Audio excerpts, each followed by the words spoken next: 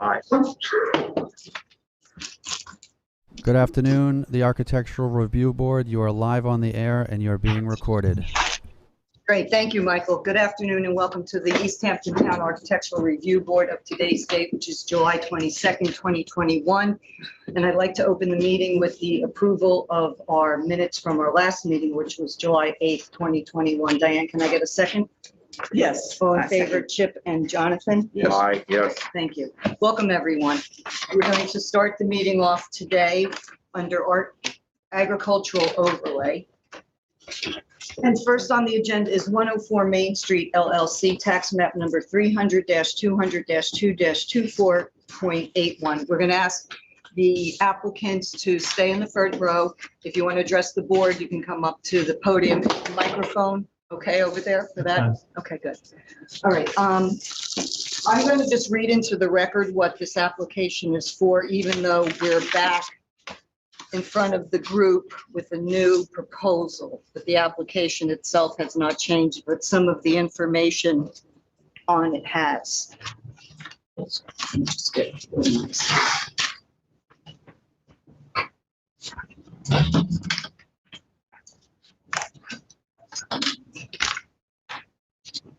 This is an application that came before us back in November 20 of 2021. Thank God we're all still here. This was for a new single-family residence to be built and constructed on 104 Main Street in Wainscott. Originally, the plans called for the main house to be 17,346 square feet. Since that time, we have met with the owner's group in various degrees of designers, architects, landscape people. And we, at the last meeting, we asked them if they would seriously consider the board's recommendations to see if they could reduce the size of the home based on the size and scale and scope of the project. We felt that based on the sensitive location near Wainscott Pond, that we felt that if this was a smaller build out or a more tighter build out, it would be more in keeping with the neighborhood as well as the location. So the group is back in front of us and they have all new plans, well, adjusted plans. And what I'd like to do is turn the floor and the mic over to Dan. And if you want to give us a presentation to the board as well as everyone watching, we'd be happy to hear it. Thank you. Thank you, Madam Chair. Good afternoon to the rest of the board. Thank you for hearing our application today. As Betsy so eloquently summarized, we were before the board back, I think, what was the initial meeting about? November-ish, yeah. That's what I read. That's what I thought I read. In November. The original house was 17,346, as Betsy correctly states. We appeared before the board a number of times and received feedback from each of you that we listened to very, very carefully. We went back after our last time before the board, which was 12 weeks ago tonight, and really took a fresh look at what we could do here with our clients. We rewatched all of the videos of all of our appearances. We listened to all of the comments and we heard what you had to say. We really started with a fresh sheet of paper and we did three things that we think should address, or hopefully will address, the board's concerns. One is we substantially reduced the size of the home. The current proposed design is 11,983 square feet. So we're going from close to 18,000 to in the 11s, which is a reduction of about a third. So we cut about a third of the square footage out of the home, which resulted in our clients having to make some really tough decisions. Still, 11,000 and some odd square feet, but they had to make some really hard decisions about what program to eliminate. And we did that. We did that at the board's, in response to the board's feedback. The second thing we did is, and after I'm done speaking, Ray can come up and elaborate on this, but we redesigned the home so that the entire second floor is tucked into the roof line, which we talked a number of times in previous hearings about the house being low slung and connected, feeling connected to the land. And we expanded on that by redesigning the home so that all of the second floor living space is tucked into the roof line, which has the effect of making the home feel smaller, lower to the ground, and just connected to the landscape. And also recesses any glazing that's on that second floor into the roof line. So when you say tucked into the roof line, you mean so that it's recessed and the roof line actually over? Yeah, so the previous design, the roof line actually, it's a simple gabled roof line, but now the gable comes all the way down to the first floor plate heights. So all of the windows, whether it's a dormer or a full height window in a bedroom, for example, all of those are tucked into the roof line and they're recessed from the building. So-called story and a half. Right? Story and a half, exactly. Say it again? Story and a half. Story and a half. Story and a half, yeah. And the third thing we did is we expanded on our use of natural materials. The board responded very positively with the previous design with respect to the materials that were chosen, the weathered barn board, the Alaskan yellow cedar, and we expanded in our use of that here. The previous design had metal panels or columns, and there were quite a number of columns. Here we reduced the number of columns, and they're also going to be clad in cedar, which will weather naturally and just blend with the landscape. We are still working with LaGuardia, Dan Thorpe from LaGuardia Design, who's with me. I should actually introduce the rest of the people who are with me. Dan Thorpe from LaGuardia Design, Ray Renault, architect, and we have Jay Short, who's on our team as a project manager.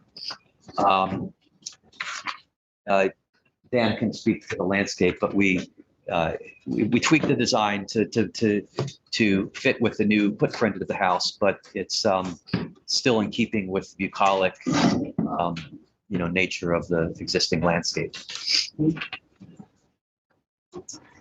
So with that, I'll turn it over to Ray so we can expand on those comments. Hi, Ray. Hi, guys. Good afternoon. Good afternoon.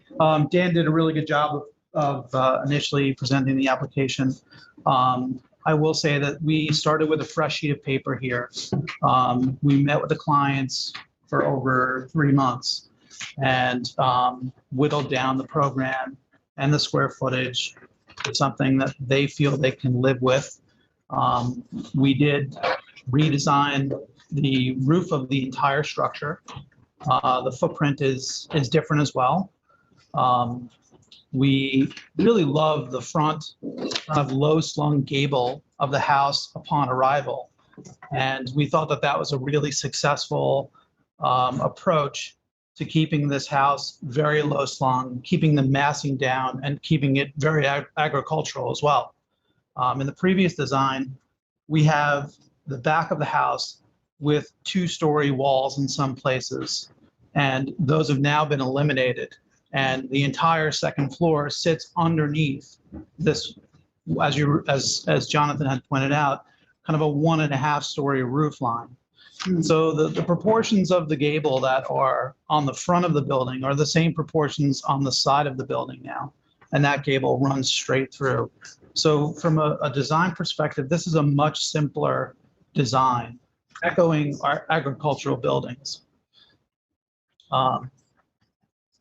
And what that allows us to do, because the roof line is wider, is tuck the entire second floor underneath that roof line.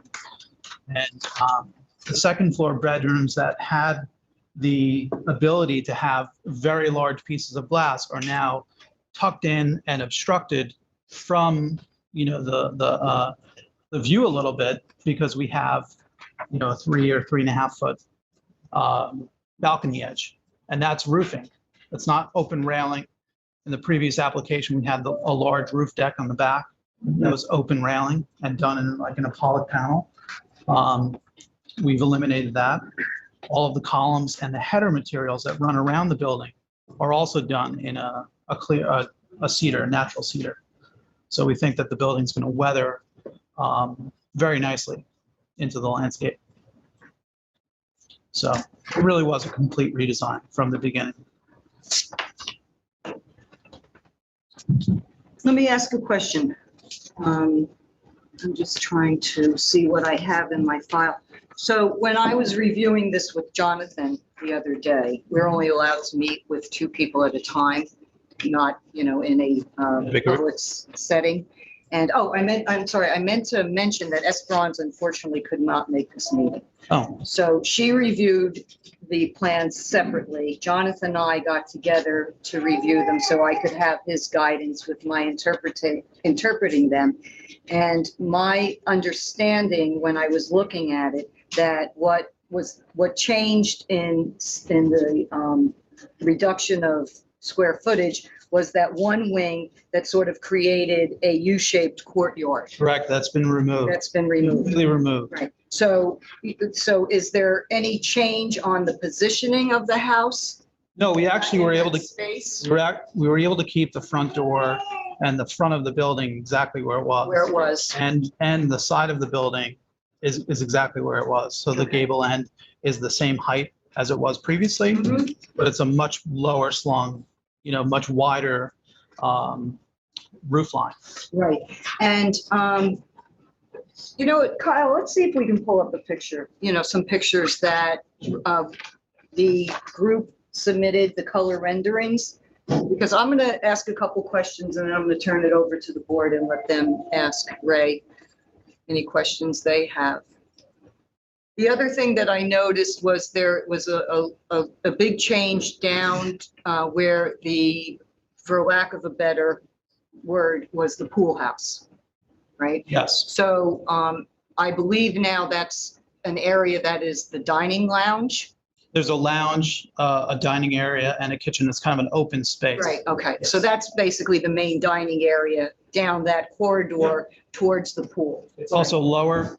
We lowered the garage roof line. We lowered this roof line as well by a couple of feet, Mhm. and it's a single story structure. Okay, Kyle, could you just go to some of the renderings, the color photorealistic renderings that they submitted Betsy, on that. on the house? Referring to in previous, we went through 12 weeks of meetings with our clients, and we really spent a lot of time redesigning this home. Right. That wing was taller, and we actually, Right, not just before we submitted, but, a month ago, 2 months ago, that was a story that happened, that transom windows wrapping around it. Mhm. We eliminated the You- transit. right, right. Talk to our clients to bring that down. Before presenting it. Yeah. Okay, so the board, as well as if anybody wants to scoot over to see, you want to just scoot that a little bit towards because we can see it, yeah. Does it move so that other people, It's pretty well put there. Yeah, cancel. No, no, leave it? I don't know. I hit a button on the back of it by accident. Cancel, David. Yeah. Just touch it with your finger, hit cancel. It approved. So that's the Would you front, yeah, why don't you go through each one? And So- if you want to just, on the Yeah. wheels, just turn it a little bit. So you can- towards the Audience. audience, thank There you. you go. There, perfect, okay. You can see here in this rendering, this is the front rendering, the same view that we had previously, except this has now been completely removed. Right. This one-story guest wing that we had, the two-story volumes that were here before on this side, the massing of this two-story piece is gone. This roof line is now lower. That's the back- garage. That's the garage. The footprint of the garage is essentially where it was, shifted a couple of feet a little bit. This is still the same kind of design element because we felt that that was a really strong and successful piece of the original architecture. And this is now echoed throughout the rest of the building. So when you're looking at this, you now have a clear shot through here. This is a much lower kind of facade. Okay, let me, for the record, and for the audience and everyone watching, what we're looking at is facing north. Yes. To the right is facing west, and that's where the pond is. So they eliminated that wing, which would have stopped that view towards the pond. Okay. And that wing also I wanted to get extend. everybody, sort of Sure. situated. That wing extended a little bit further than that gable end that we have right Right, it now. came further out. Yes, It's probably almost like about an S shape. correct. Right. Yes, Okay, It was. lowercase h. okay, so there you go. Now it's more of a T format. I stand corrected. Okay, Kyle, can we scroll up? All right.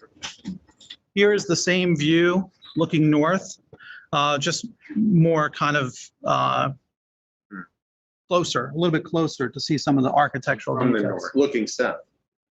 Looking south, this is the northern elevation. Facing. Correct. I'd like to make a comment about the solid wood sliding barn doors. I like them very much. I think that, and I noticed there's a few places that they have been added. What I like about them is that in the evening, when they're inside and they're entertaining, if they want to close them, so not to have that black mirror effect Yes. all around. Plus, it eliminates all of that light in the different areas where they're located. And the color looks very attractive against all the materials. Is that the color that you're planning to go with? Yes, sort of a muted blue Do you gray. have a color, like a Pantone I don't have color? a Pantone, but I can provide you. You can provide us with a color swatch so that we have it for our records. And then I noticed on the garage doors, there was previously, as well as in the new plans, that there's these sliding barn doors there. Are they going to be the blue? Because in the renderings, they still seem to be more of a neutral color. There's a barn door on this side. Right. That would be the same It color. will be the same color Yes. blue. And what I realized that Jonathan pointed out to me that I didn't know, that your garage, you can drive through it to the other parking area. Correct. And so that barn door closes that off, but you can also slide that open. So if they want to go from that way. Yes, that's correct. Interesting. All right. Anybody have any questions on this before we move forward? Is the barn door, the door, the blue doors, are they wood or metal? They'll be wood. They'll be wood, huh? Painted wood. We're thinking of using a V-groove texture On a diagonal, on a diagonal. obviously inspired by barns. It's hard to see this in the rendering, but that'll be a V. Yeah, okay, yeah, it looks, The paint would have like a chalky texture, like a yeah, line. so it'll be pretty smooth. Yes. Yes. Yeah, exactly.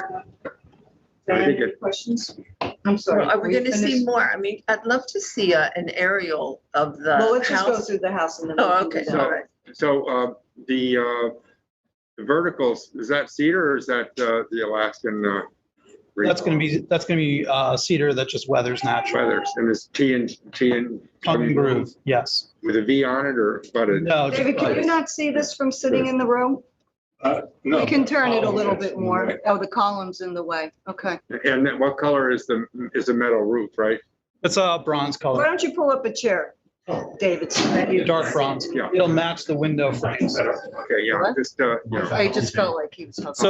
So this is a view looking towards the east from the western side of the property, and a mowed path and the meadow on both sides.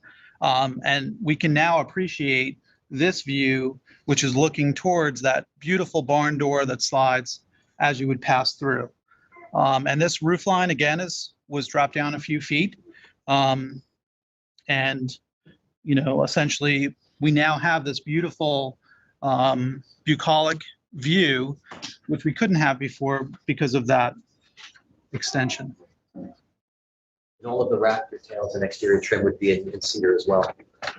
Exposed rafter tails. those are after tails. Yeah. Questions on this? The thing that stays the same is the parking areas. You have 1, 2, 3 large parking areas. How many cars are you planning on accommodating? I don't know how many cars they are going to accommodate, but it's really more out of convenience. We needed some access to the garage. The clients are going to maybe use the 2-bay garage for their cars. And then the 3rd bay, which is the drive-through, might be bicycles and things like that. We're showing some gravel parking areas that are adjacent to those spaces. I don't think they're going to be parking there. But there's a Also, wing by the kitchen yes, as guest parking. It seems like that'll be where they're going to be parking along that side, there's everybody. the family. The family's going to use that parking on the east side. So this front courtyard stays pretty blank then Yes, that's the intention. for guests or, Yeah. okay, Exactly. So all those And other, we'll see that another elevation. yes, You can yes. see that on the site plan, Yeah. landscape plan. The the, intent is to drive. so the, Got it. the front courtyard and the driveway through and around is a hardscape and the rest of it is, Actually, Gravel. it's all gravel, right? it's all gravel? All of our driveways? Yeah. Yeah, it's all gravel. Okay, that's good. Not Really oil, just not oil for- and stone. You know, the front is really more for a sense of arrival. Drop off. Yeah, and the drop off. So as you can see now, this is the rear elevation, the south elevation. We kept a lot of certain design elements that we felt were important. One is the steps in the landscape, the stone risers and grass treads. You can now see that gable coming through from the front straight to the back. And you'll notice this roof line is a continuous roof line that runs from side to side. It has the same proportions as this low slung pitched roof that is on the front. And you'll also notice that we have some balconies. You can barely even see these second floor ones that are cut in to that roof line, which will be hidden partially by this, 36 to 42 inch high, coping or roofline edge, which provides as a railing. And what would those balconies be from? From bedrooms? This is from the master bedroom, and then these are from the kids' And bedroom. then the other two near the center, that flank the two chimneys, that I understand is your great room, and it's a one-story room. And so what are those, would be like more like skylights up on top? This actually is a dormer that allows for more natural light That's what I mean. into the master bathroom. And this is a dormer that allows for natural light into another bedroom. Because we've eliminated that second floor, that whole second story wall, we needed a way to bring in some more natural light. And yeah, Betsy, that gable end window is actually not in enclosed living space. That's extra. This is in an open porch. That's on the open porch. Okay, that comes So out over. this is a 1.5 story, open porch. There's no ceiling here, so it goes all the way up. Correct. I thought that there might be a outside shower in the master bedroom there, but I don't see it. No, There. there's no outdoor shower. It's essentially just, there's a window in the master bath, and then we have that dormer, which allows for more natural light. Right. And can you tell us about the wing coming off of the house where Sure. there's a group of sliding doors, it looks like, and then, There are actually 2 swinging doors on either side and a series of fixed panels in front of a dining table. And then we have 2 barn doors in the same kind of color blue with that V groove that could slide across there. and close that off so you're not Close it off. mirrored in. You'll also notice that we have natural cedar horizontal fascias, where in the previous applications, that was all that dark bronze color. So it's much more natural. And then that's an overhang out from a patio coming out of that dining. Yeah, there's a small overhang here and there's a fireplace. Can we go on? Yeah. All right, talk to us from this fireplace and the Sure. the buildings behind it. So one of the things we didn't have in the previous application was a detached pool cabana. And what we decided to do is include a small powder room and a small changing area as 2 separate little structures that'll be vertical siding with a column and a header that wraps around. Single story, flat roof. And we have outdoor showers on the opposite side. And they're 100 square feet each. Exactly 100 square feet. So there's a pathway that joins the outdoor living space, outdoor covered space to those cabanas with meadow on either side. And then right here is a covered outdoor space with a fireplace, which has, again, swing doors from the kitchen. I like that you covered that. I mean, of course you want to because of the weather, but I worry more about, light emitting, towards the south. And I think that cover will help that. Yeah, and the chimney helps block some of that as well. And I don't see any light fixtures on any of these elevations. There are light fixtures. We have on the garage side, which you'll see later, we have some simple Barn lights. that are refurbished from the original house. And then we actually have, we did. God bless you. We also have small Bega light fixtures. They're only 4 inches by 4 inches. Just little down lights at each of these balconies. They're in the elevations. They're hard to see here. And what about the lighting out from underneath the, all the patio areas? So this will have recessed lighting underneath. And The dining area? by this dining area, we'll also have recessed lighting. Okay. Anybody else? Nope. Let's go. Betsy.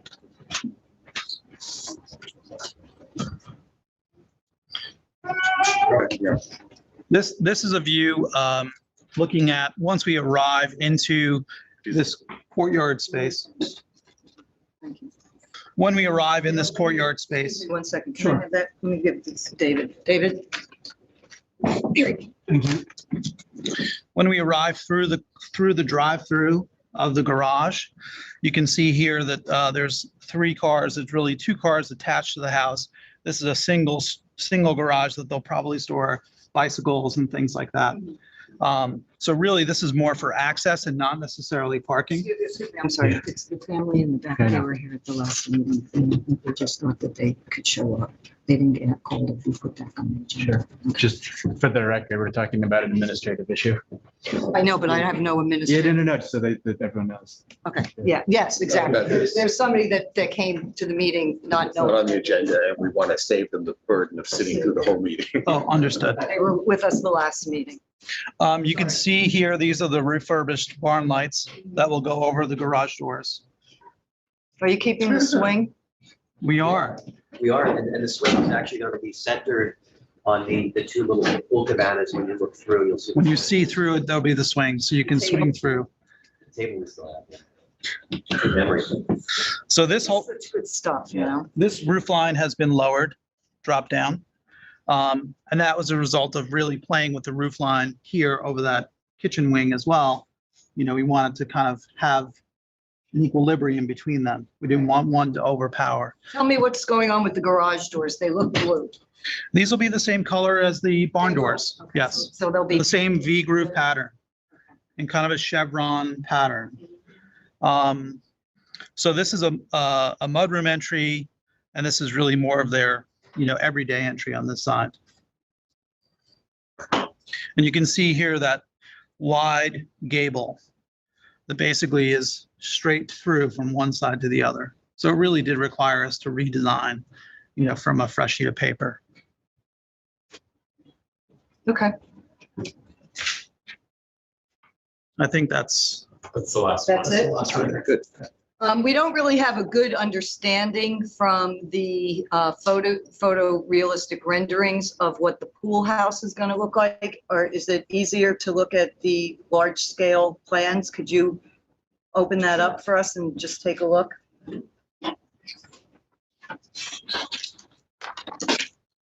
Michael, may I ask you a question? Michael at LTV? Yes.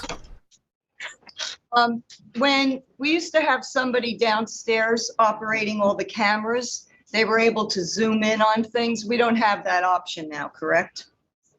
You referencing the monitor? Is it to zoom in on the monitor? No, to zoom in on the table. You know what I'm saying? Like, I don't know where your cameras I are. can, yes. I'm looking at you from your left. There's a camera on the beam. I can personally zoom in on the maps in front of you. Okay, so when Ray finds that, if you can do that, that would be great, because that would help people watching on TV.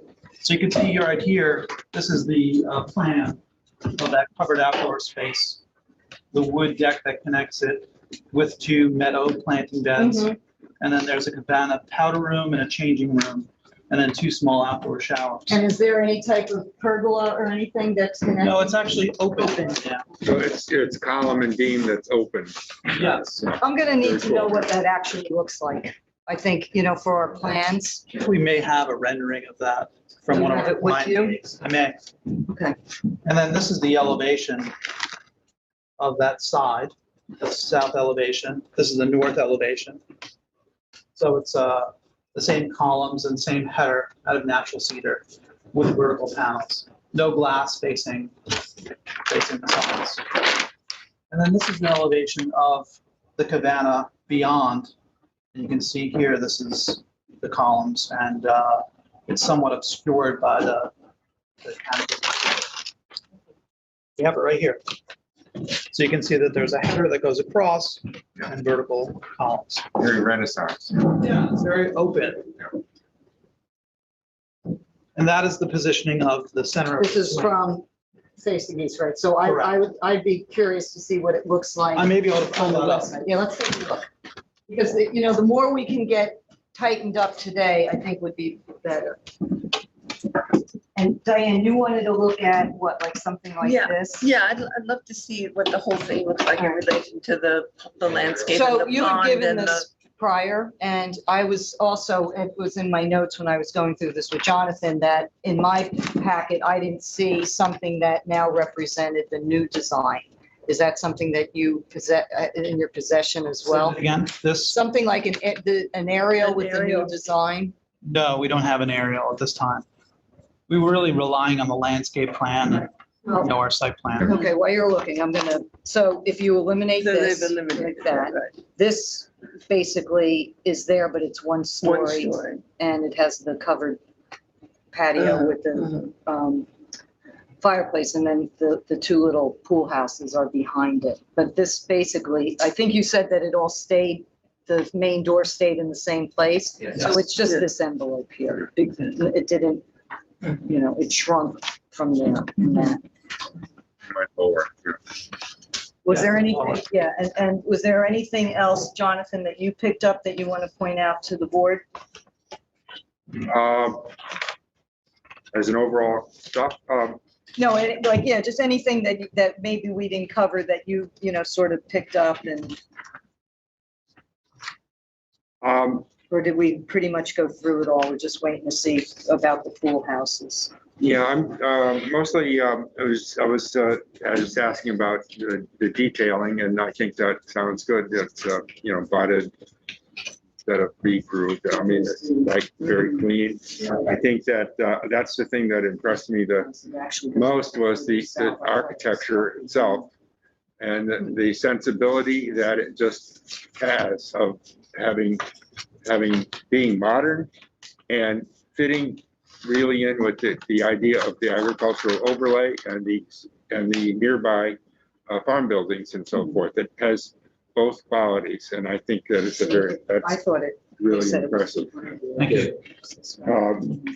The materials we talked about, I know that we will need to have information on the exterior lighting at some point, but, You mean spec sheets? spec sheets and stuff like that. We have submitted the spec sheets in previous applications. Same ones? Same ones. All right, okay, all right. I guess, right? Same materials too. Same materials? Yeah. The materials are actually listed on the elevations. But the repurposed, Those We were can provide the original photos of application as those. well, the barn lights. yeah, they were part of that? They were It part of was never like brought to our attention that they were the repurposed. Yeah, other ones. things, Okay, yeah. We thought they were new, all right. Okay, And the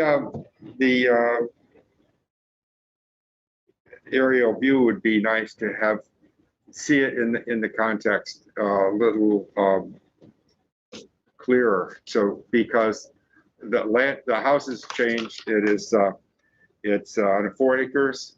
Mhm. It is considerably smaller. It has a much better relationship to the area than the previous one. It's more casual rather than more formal. But it's still large, and we want to be able to consider that whatever impact is of the mass or scale that is doesn't really go with the area based on the statewide recognition, states recognize significance as a scenic area in addition to our agricultural overlays. That's one thing that it's, just looking at it right away. But it's impressive losing 5,000 square feet and having very similar program was It's a challenge. yeah, well, that's what a challenge is, yeah. I would like to recall Dan Thorpe up. so he can walk you through the landscape. Not yet. idea. Not yet. We're not finished yet. So what I was just looking at to the pool house, did you find anything on that? Yeah, actually, is there a Wi-Fi password or something? Kyle? There is from the town, no. If you can, if he wants to email it to me. Actually, there's a guest. Let me see if I can sign it for that. That probably doesn't work that well. Yeah. If you could email it to Kyle, you can pull I it can up and pull we it can up. put it up on the screen. That would be great. And while you're doing that, I'll just, I'll address this to Dan. On the new survey, it shows that, can you pull the survey up on the large? It shows that the pool house actually comes like off, it was what I interpreted from the conversation, It's for the that it's camera. behind the deck or the enclosed Outdoor space. dining space, but it actually on the survey is further south of it, and so it extends further south. See that? Yes. So I'd like to just know what's what, because the color rendering doesn't really show it to be further south of that area. And it could just be the way it's, you know. Yeah, it is slightly further south, and the idea was so that we can have an open space between and have that swing positioned in this, courtyard, so you can swing and look through. Oh, I see, okay. Yeah. I just wanted to be clear, because I thought it was positioned right behind the over the covered dining Yeah, area. this is the end of the covered porch right here. That's the fireplace mass. So it comes a few feet past that, but it's much further back to the east. Maybe 5 feet.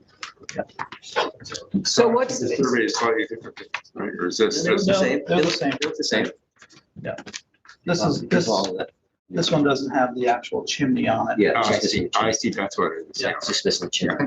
so if each of the buildings are 100 square feet, what's the square footage of the area inside? So what's that total envelope? Completely open. There's It's just open. no back wall. It's Right, just- but just that area, This is probably another 100 square feet, okay. All right.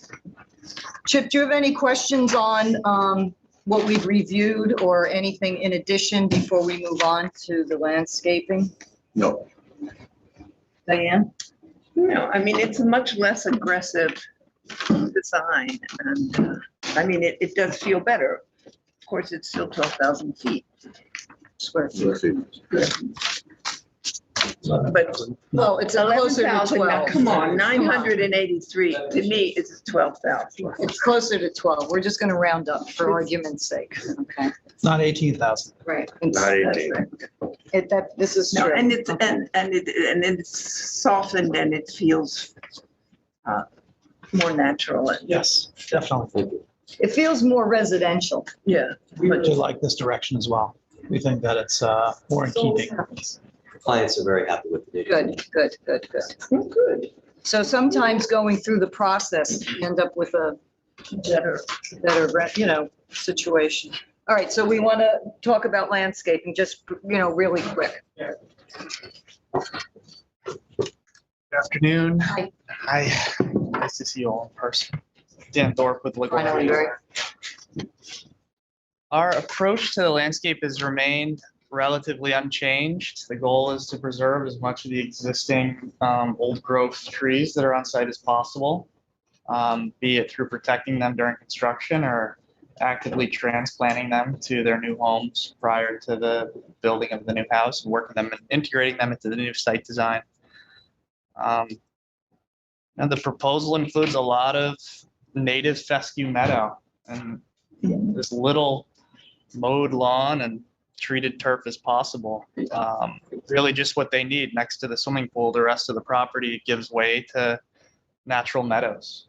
And the trees that you see in groupings kind of dotted around the plan, the intention is for those to be indigenous as well. This is not an ornamental landscape plan in any way. It's meant to knit into the surrounding farm field environment. And, How smooth and green do you intend that lawn to be? smooth and green. in terms of how it will be. Well, you know, I mean, I love the design element. I love Yeah. the stone risers and the grass. I love that. I love that. But, you know, that's still a lot of green lawn, you know, and to keep a lawn like that, if you keep it pristine, if you don't have this, takes a lot of unnatural. Not necessarily. There's organic approaches to maintaining lawn through the introduction of I mean, clover. Yeah, I agree completely. That's what I mean. You're not, so it's going to have natural elements and it's not going to be a pesticide. We try to steer our clients as far from that as possible. I hope so. You're on the record. Yeah. Did you get it? Did you send it? I don't know if I'll be able to send it. What's the email address? ARB. cavewarple@enhamptonandwine.gov. What's our new ARB? I thought we had. Did you want to see? Oh, yeah. Well, ARB. no, I don't have access to that. No, he doesn't. Let's try to get it on the screen because I think it would be easier for everybody to see it. So it's K, spell it out. KYLE. No, it's, KB here. there you go. It's KVORPAHL.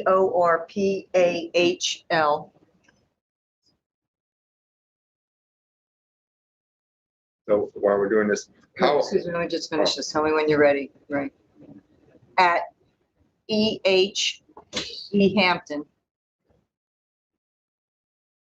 NY. Okay. .gov. Okay. Go ahead. well, I'm just gonna ask, how tall does the fescue get? About knee high. It's actually, Knee-high. it's a mixture of four. It's gonna be like in the wind like that. And all those cryptomerias, are you planning on moving them around? Or are they staying in place? We're going to try to maintain as many of them in place as possible. Once we start pulling them apart, they're not as valuable to justify the expense of the move. So we are going to try to preserve them. They're quite stately. Yeah. We're going to work around them as best possible. All right, anybody else have anything about landscaping? All right, thanks very much. So once we get the pool house, the only thing that I see from a standpoint of discrepancy or not having the information, because I know that Jonathan and Esperanza combed through the plans and comparing them to the color renderings so that to make sure that what we were seeing and visualizing was on the architectural renderings, and you both felt that they were pretty accurate, Jonathan? Yeah. Yeah, okay. We'll need the blue-gray color if this goes through, all right? Is anything else you wanted to see an aerial? Oh, here we go. Oh, that's great, yeah. Oh, thank you, that worked out great, okay. And so the doors are on the inside. Correct. So now that you have that, can that go into our file? Okay. All right. So if no one has any other questions, I'm gonna, talk about a few other things, okay? Okay. Anything else? Do you want to say anything? No, okay. So because Esperanza has been assigned to this from the beginning, and, I'm sure she was very disappointed that she wasn't able to make this next meeting. I did ask her once she reviewed all the new plans with Jonathan, if she could just write something down, and I'm going to read it into the record so that she sent this to me.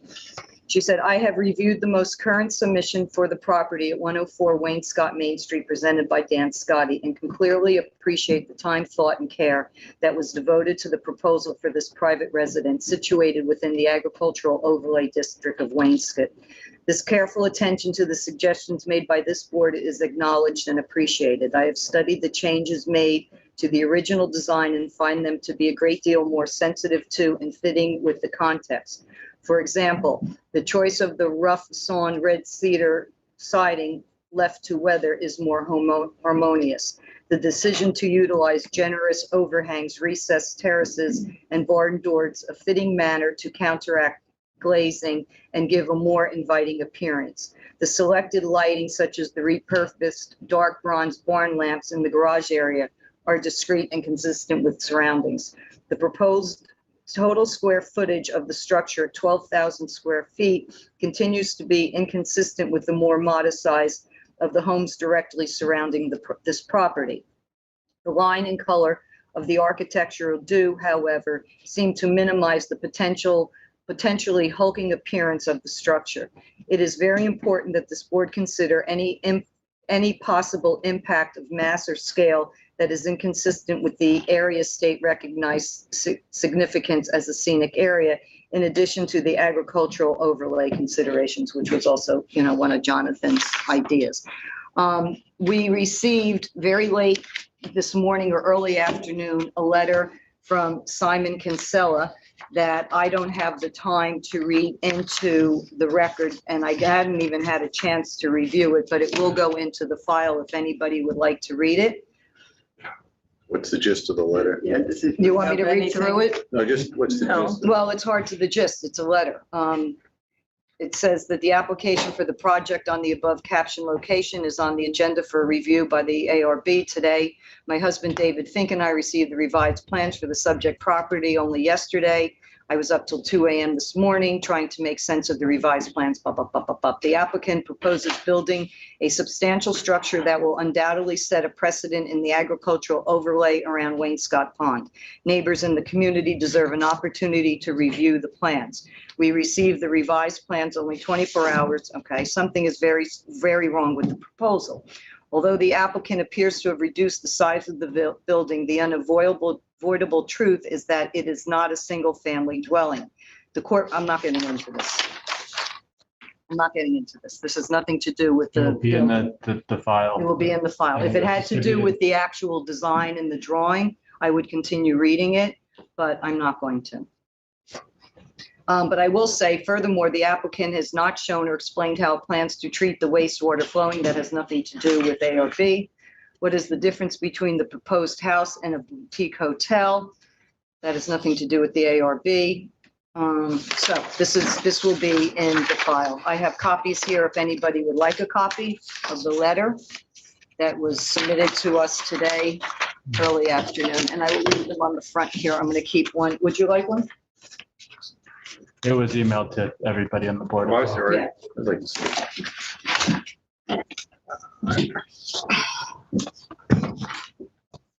So I would like to just ask the board again if they have any questions or comments regarding this application before I move to, I guess, take a vote. Like to be heard. Are we allowed to do public comments? We don't normally permit public comments. You submitted the letter, so What, David, what can I do? I'd asked Kyle, I think it was yesterday, and I was told that I couldn't speak here.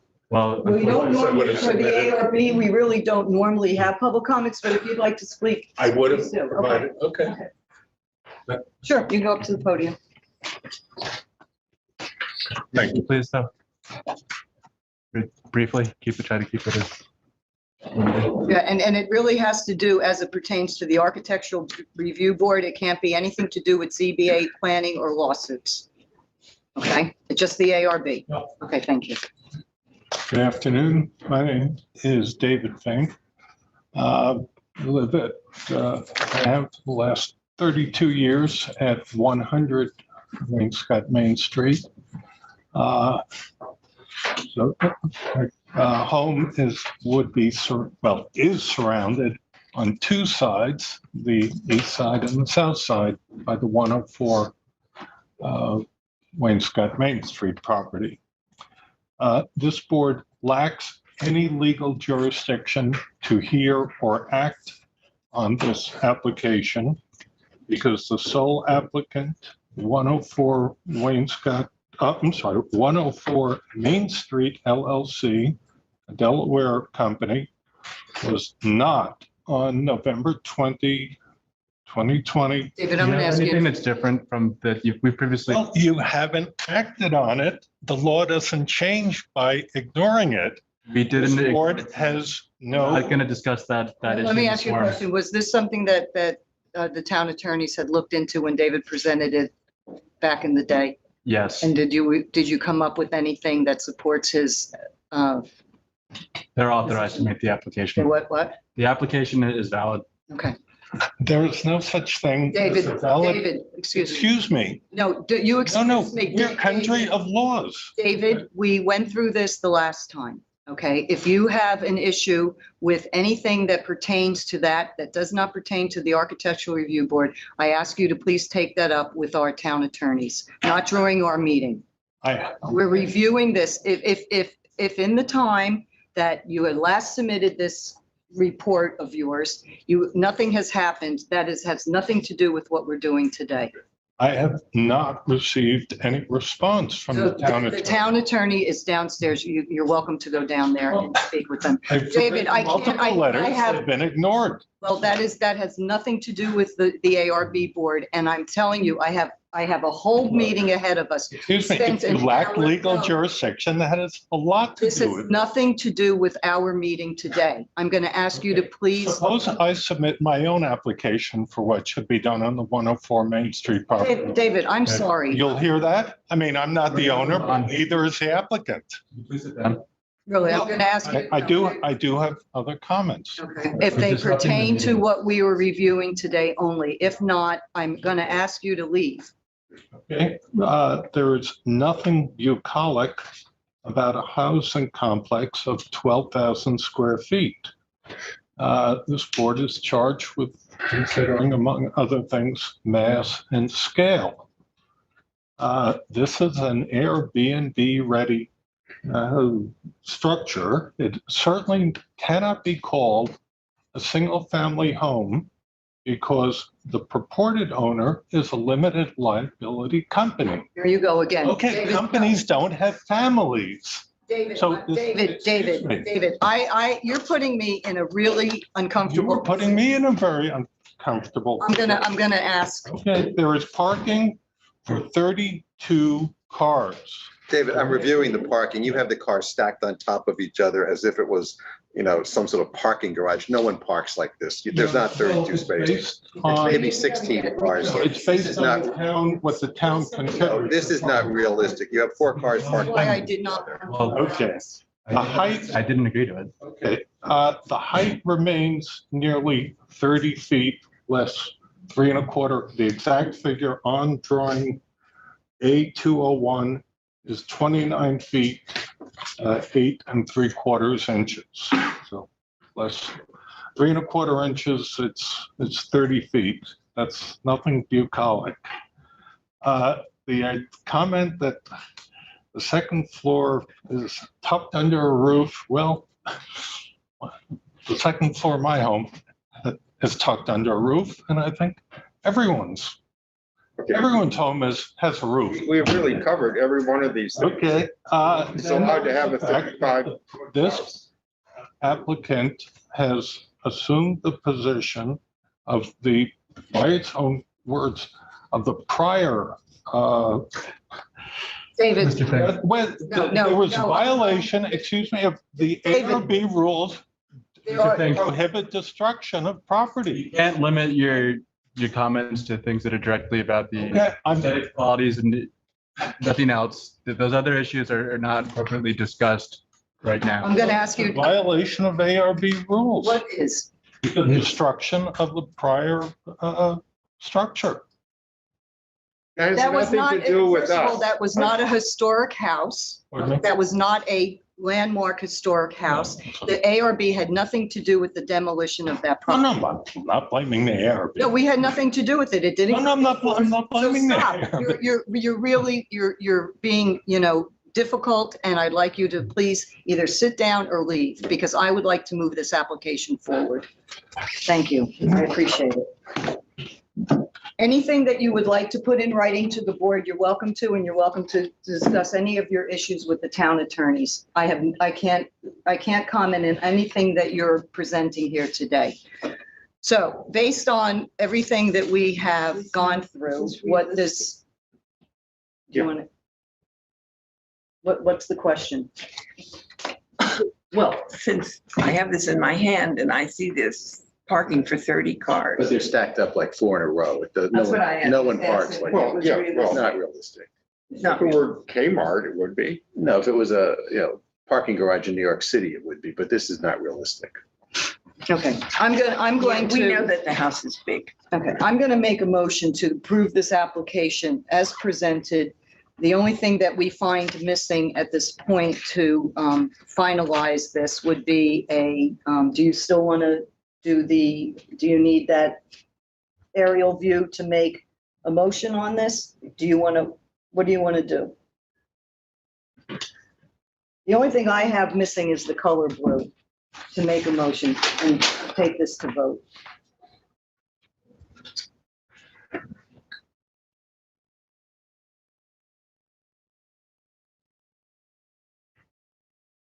You want to proceed, you can. Okay. I make a motion to approve this application as presented today. The only thing outstanding is the actual color blue. Can I get a second, Diane? I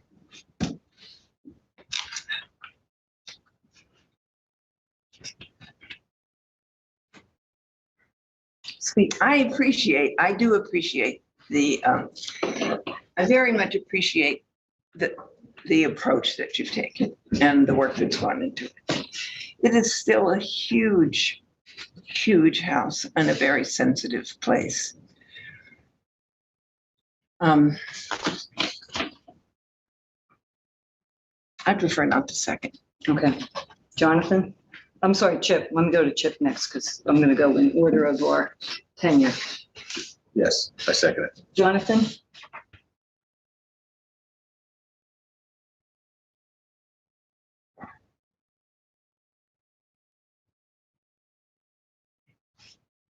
Very difficult, but I'll say yes.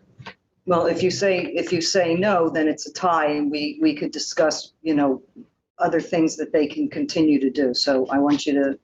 I'll say no then, yeah. Can I, before we finalize, can I just say that our clients wanted to present 4 weeks ago and then 8 weeks ago, and we worked with them tirelessly to get to this point. And if we showed you where we were even just 4 weeks ago, a lot of work is I don't know that there's much more you could more we could do. We really worked very, very hard to get it, not just, square footage, but also reducing program and changing materials. We really did listen carefully to what the board has to say. And they do respect each and every one of you, and they want to be positive impact on the community. It's just, I don't think there's anything more that we can do.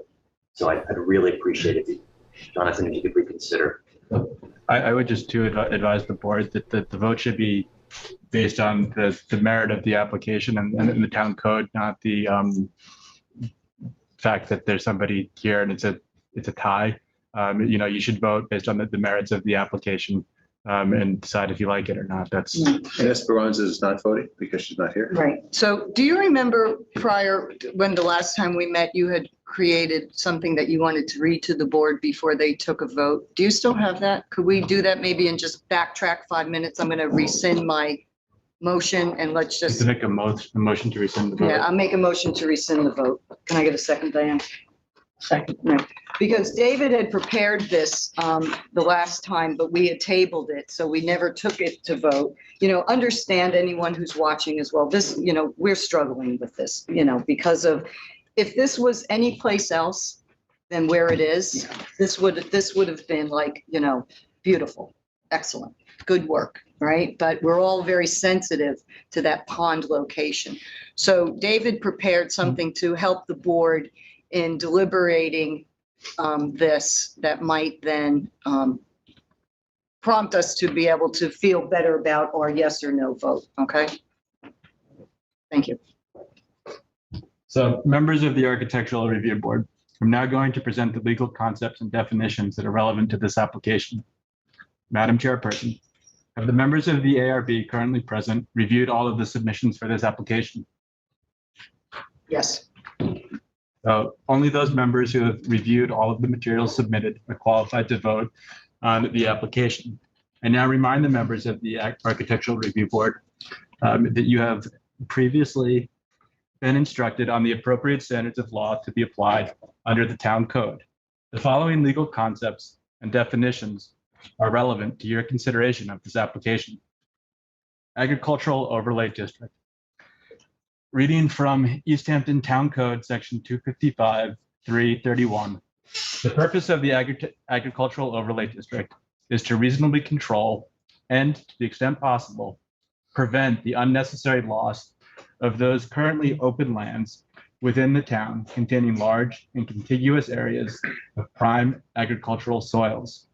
The economic, social, and aesthetic benefits which can be obtained for all citizens by limiting loss of such areas are well documented and have inspired a host of governmental programs designed with varying degrees of success to achieve this result.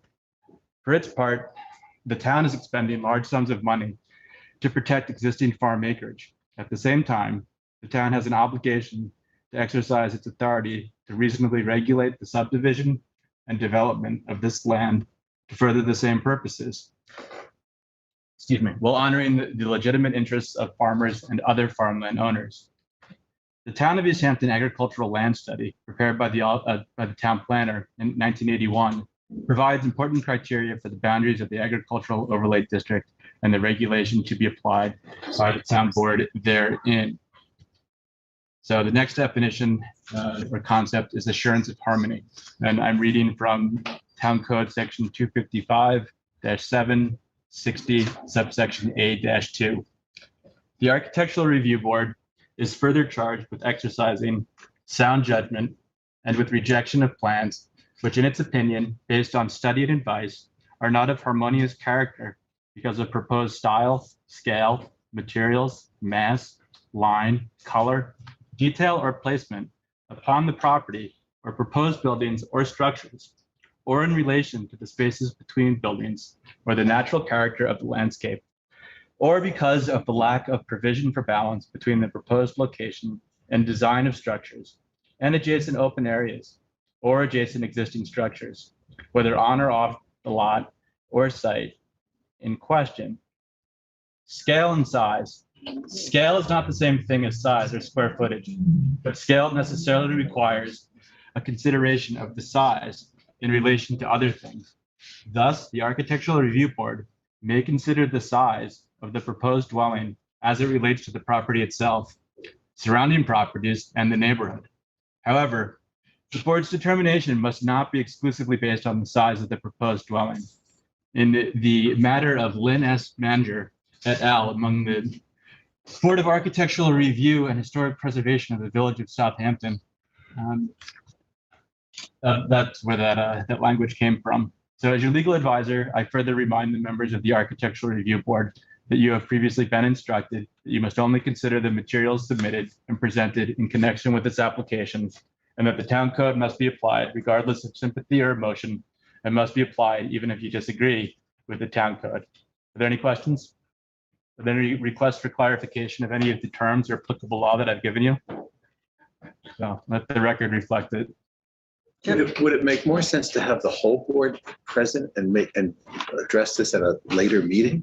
I mean, the fact that we're missing one of our five. Well, that shouldn't stop us from going to vote.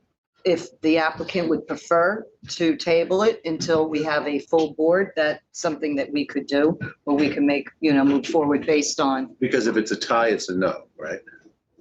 Well, it depends. Yes. Does it? I have to get back. Yeah. That's right. Yeah, I think in the past, one time there was a tie, and I think normally it goes in the favor of the no, but a judge ruled that it goes in favor, so. So it would be cleaner if there were 5 votes. Our goal is to get to a yes. Yes, If that's possible. I mean, our clients worked so hard to get to this point, and we didn't come with attorneys. This is a completely different meeting. Well, let me ask David, could we do this if after you're reading that and presenting that to the board, and I want to thank you because I think that helps everybody sort of clarify what we're doing here today. And if we do come to a tie, could we then table the tie until we have a full board, or would that stand? I don't know the answer to that. I have to look. Could into we that. canvass the board before we make a vote? You could pull the board, right? Right, so I'm gonna poll the board, and I'd like a yes or no, okay? So you just, I understand we're all on the fence with this, and it's very, we're very sensitive to everyone, all the neighbors, everyone that's written letters in regarding it. So I'm gonna poll the board. Diane, would you vote to approve this today? No. Jonathan, Chip, Yes, Jonathan, I think it worked. and I would too. So I'm going to make a motion to approve this application as presented. Can I get a second? Second. Chip, Jonathan, Yes. and Diane, no. Okay, Okay. congratulations. Thank you. Thank For you. all your hard work. Thank you, thank you.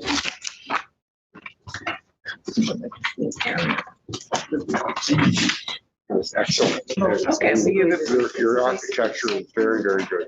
Thank you. I think it's lovely. And I think that the work that was done shows, and, again, we were reluctant to approve a very large size home, but considering all the work that you've done to minimize the light and the scale of it, I think it shows in our vote. Okay. Thank you. So we appreciate the feedback. It reads like a lot smaller house. Yeah. Okay, so we're going to use these plans as, for a resolution. If you can, within the next week, get a color sample with a name and a number to Nora Jacobs at the office, and they'll write up the resolution. Go from there. Thank you. Thank you. Good luck. Thank you. Thank you, David. Sorry it got a little heated. We got to keep the meeting going.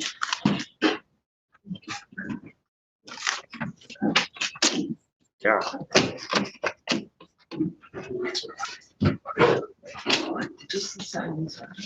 Yeah, I read the whole thing carefully, yeah.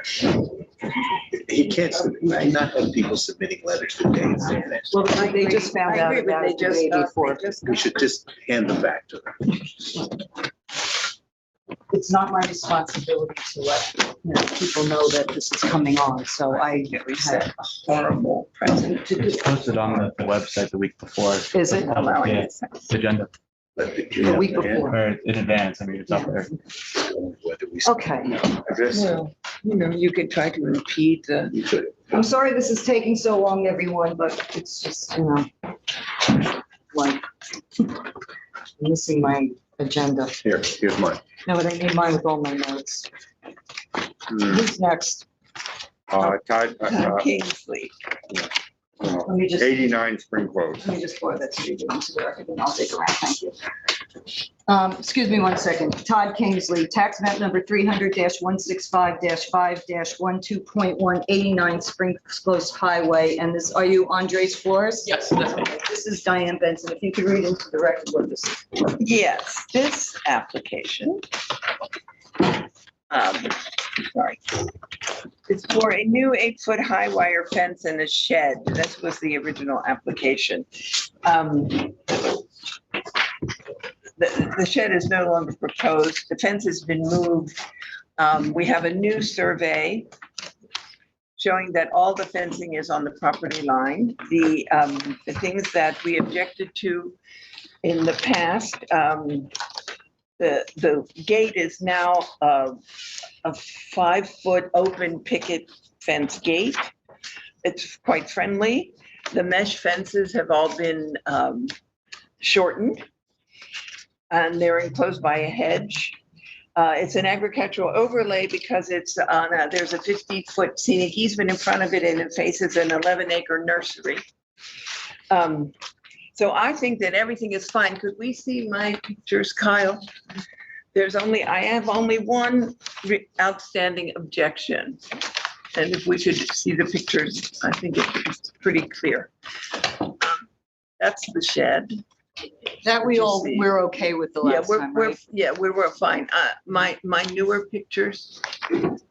Okay, so this is the only thing I object to, is that high, you've made the fence shorter, you've made the pillars, the gate is fine. That 7.5-foot black pole, please cut those poles down. Can I ask a question quickly? How tall is that post for the gate? It's about,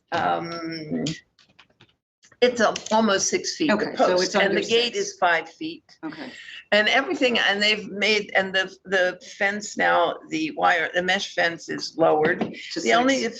thing that I find offensive now is that big Yeah. black pole on both sides. Okay. Are there any other posts that are above 6? No, Okay. all everything else is fine, that, but these are on the, I mean, it is a side road, but if you would, I think they brought the fence, all the fences onto the property line. I think everything's in compliance.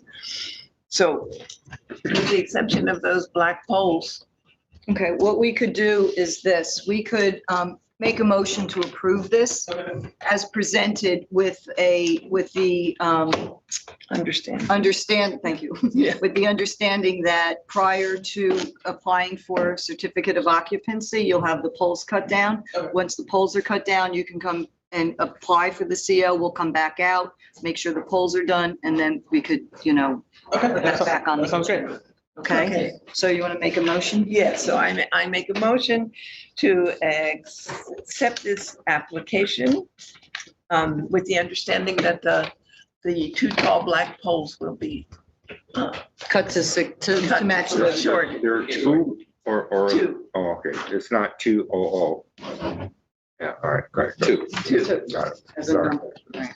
That they're cut to match the gate height, the post height? The post height. Yeah, 6 feet, okay. Good. All right, can I get a second on that, Chip? Second. All in favor? Jonathan? Aye. And Betsy, aye. Okay. Thank you very much. Go, thank you. Thank you.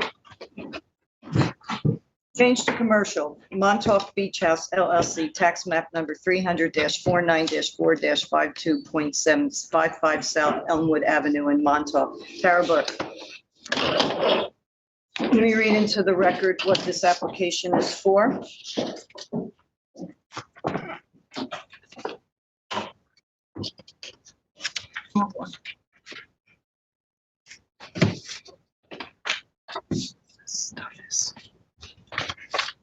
Okay.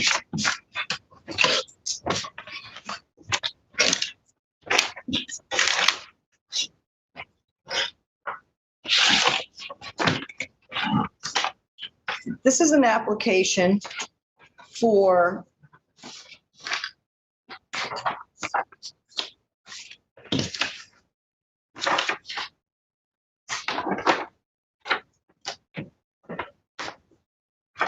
this pending site approval has nothing to do with this application. David, do you see this on the application? I just noticed that there was a code violation. Pending site plan approval for enlarged grill and patio on interior. Does that affect us reviewing this? No. Okay, thank you. Okay, this is to change the painting of the moai near the parking area of South Edgemere Street from the approved William Krigley graffiti style to the Greg Mike design as showed in the attached rendering. And Kyle, if you could pull up the pictures that I submitted. Yes.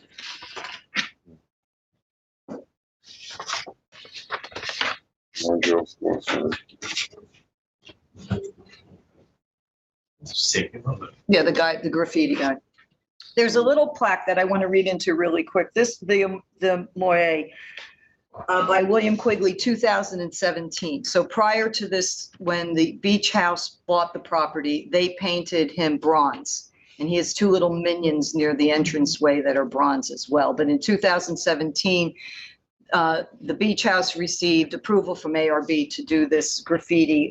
But I just want people to know this because I think it's very interesting. The moai was built in 1960 as part of a Polynesian theme resort that dates back to the 1950s on this site.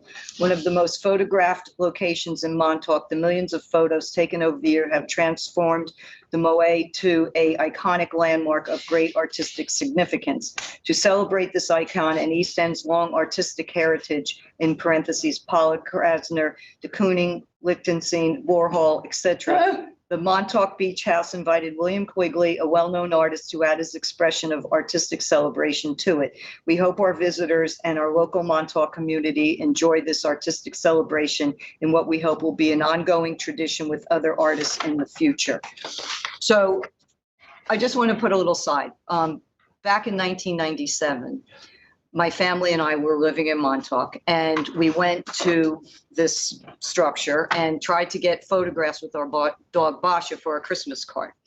And I dug through, it took me half an hour to go through photos of what it looked like originally, and I left them on my dining room table. The maroon and the white? Yeah, well, it was white and it had like, you know, all different colors, but each part, like the eyes were a different color, the mouth was a different color. So it was like a color block thing. And I wanted to show that to give the history, but also I felt that with what you're presenting now, if you could show the artist's rendering on the installation that he did, I felt that it was almost more in keeping with what was there originally prior to it being a bronzed way.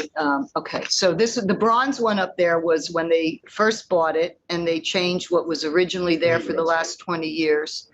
He was bronze. All right, so if you could blow up one of those artist installation, how about the top right? Because that looks a little bit more like where you can see it. That one up there, yeah. If you can you blow it up? Where was it? Where is this? Where is this, Tara? I think it was in some of the. Yeah, I think it's Chicago or something. It said it's somewhere in there. So it's a parade or something? No, it's an installation. The artist is Greg Mike, and this is an installation that he did somewhere, and this is what the proposed coloring and design that he's going to put on this way. Okay, so this is going away. When I visited the actual property the other day, it's very faded since the 2017. You know, there's some damage, you know, to the artwork because of just people sitting on it and it just being an old structure. So I think it's time for a refresh, you know, but it's up to the board, you know, to decide whether this type of design. I asked Tara if she could find out from the beach house and the artist if they could submit a color photorealistic rendering of what this would look like on the structure, but tell us why they could not.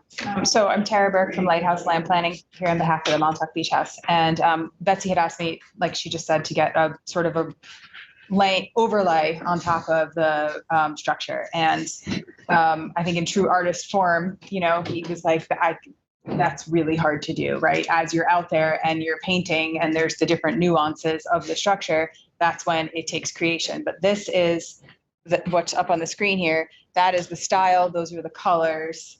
That's what it's going to look like, except, you know, obviously the angles will be different. On the tiki thing. Yes. On the, yes, exactly. Yes. What about the solid bronze? That's gone. That was gone years ago. Okay. That was when. That was the earliest version. Oh, good. I'm not sure why they put that on this rendering, and I asked them to switch it out to the graffiti, but it got too complicated. So it would go from this to this. Yeah, got it. Okay, we got it. Does anybody I have any understand. issues or problems with this? I think the fact that he's coming out and he's going to actually paint it, it's not like it becomes like just sort of like a film that goes over based on that he will, like you said, you know, all the nuances of the facial features and things like that. I think it could be fun and it will be fresh and new. Okay, so I'm going to make a motion to approve this as presented. Can I get a second, Diane? Yes. All in favor, Chip? Yes. And Jonathan? Yes. Yes. All right, good. Thanks, Sarah. Thanks for hanging in there. I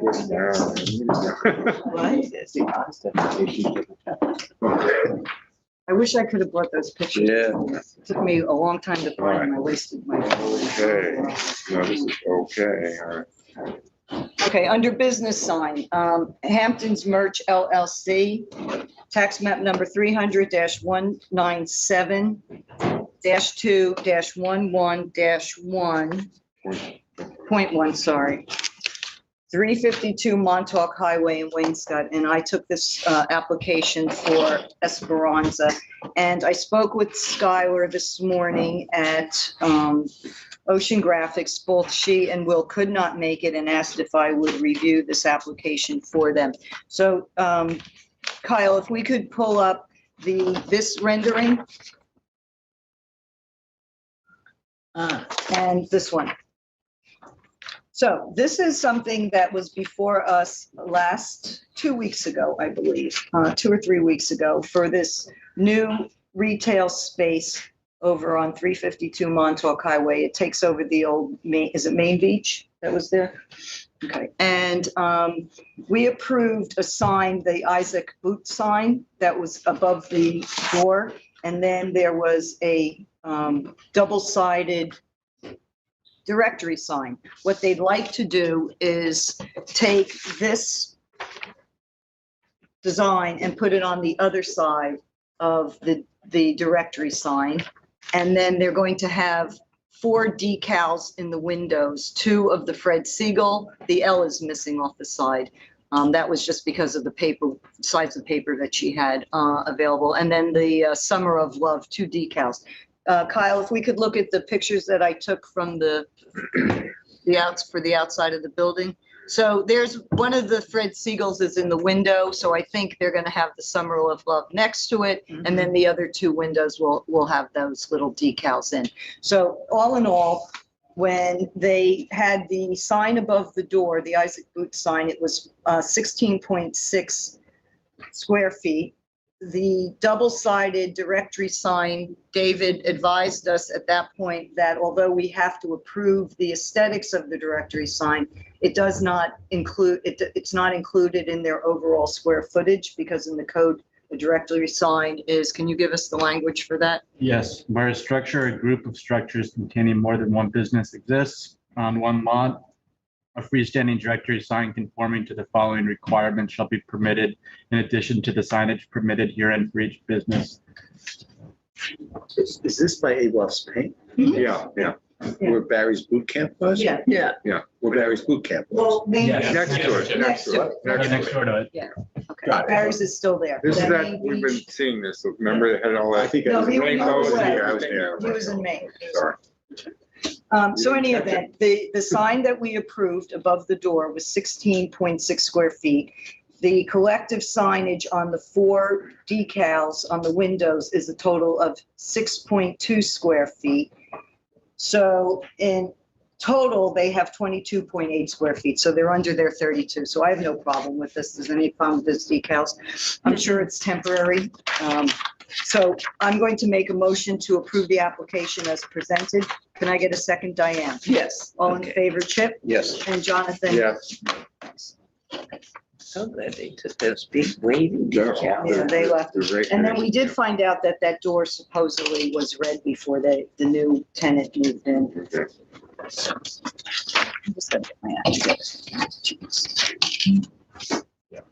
The county rules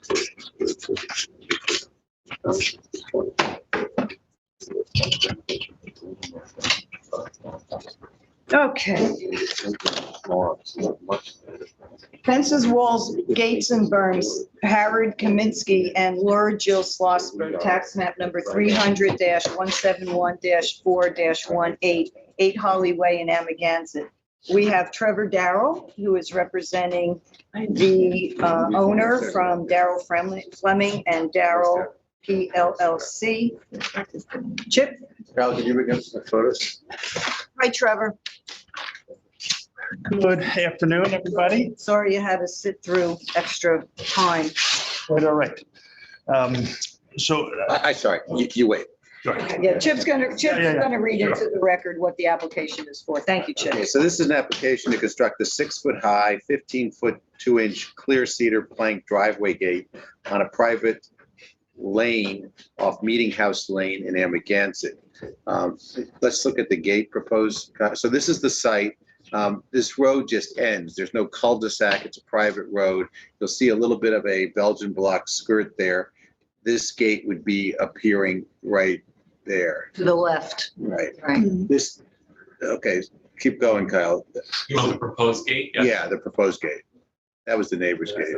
Yeah. There's 3 houses on this. It's like a little private road off of Meeting House, and there's number 8, probably number 10. number Right. 12. So this is the proposed gate. It's nice. It's open. I have 2 issues with it. It fits the character of the neighborhood nicely, but there's no place to turn around. And if this gate is put so close to the road, if someone gets down there, there's no way for a car to pull up to this gate. They would block the road. And so my issue is it's too close to the road. I'd like you to think about putting it further back. And the board will want to talk about whether it should be 4 feet, 5 feet, or 6 feet. What's it now? It's 6 feet and 6 Well, feet tall. 6 foot on the post. Right, Well, but the gate itself is 6 foot. on the top. The top, And what's On the, the, on the, on, yeah, the cross, what's the width? 15 feet, 2 inches. So there's a fire marshal requirement with regards to how far back from a roadway a gate should be, because they need to get an emergency vehicle in and they don't want to be hanging outside the road blocking traffic. Sure. That's not a situation for you because you don't have traffic there going, it's not a through street. But because it's very tight there and you have that very large gate next door, that's almost like right on the road. How far are you proposing? How many feet from the roadway is this gate? It's not marked, but it's like 6 or 8 feet. It's very close to Yeah. It's gotta be 20. That's a problem for the fire marshal and for anybody else pulling in. sure, it's in line with the construction, which is what you know, see. The sort of, construction gate, Yeah, or with where the driveway sort of is, cobblestone outline. would you mind? So. If we Is look that at the the 6 survey? feet? You know, well, the problem is this house is under massive renovation. There must have been a gate there that was taken down. Is this a new construction? It's under construction, right? It's a reinterpretation of an existing thing. There was an existing home there. So actually, I brought something, because I ran title on this, because what the board, you know, is not privy to. Give one to- I have one for David as well. And I highlighted page 2, because this is very unique in that we didn't even think that we needed to come to the ARB, and David and I have had many conversations about this, and we brought in Ann as well, because this is actually, well, it's a private road. It's not a roadway, it's a separate parcel that's owned by the individual owners of the lot. So, Along the way, you own 1/3, whatever? right, it's split up, yeah. So it's owned outright as a separate parcel. So the position that we were taking was that it's at 6 feet, we can have a 6-foot fence in the rear yard as a matter of right and not need ARB approval because it's a separate lot. In theory, with Meeting House being the road frontage and think of it as a separate parcel, it's on the rear. So 4 foot in the front, 6 foot in the back would have met code. David, this is a unique scenario. And said, well, we think you need ARB. So we thought, you know, we're not going This is on to the- the town over it, but we thought, you The know, gate is, there's the real road that people can drive up and down on, and then your private road. And this gate is right 6 feet off that real road? no. Okay, No, we're so, on the very rear. So Meeting House is way down here. Harley Way is a private lot. okay, I'm just, Private lot, exactly. Yeah. Yeah. So it acts as a roadway, but it's actually a lot.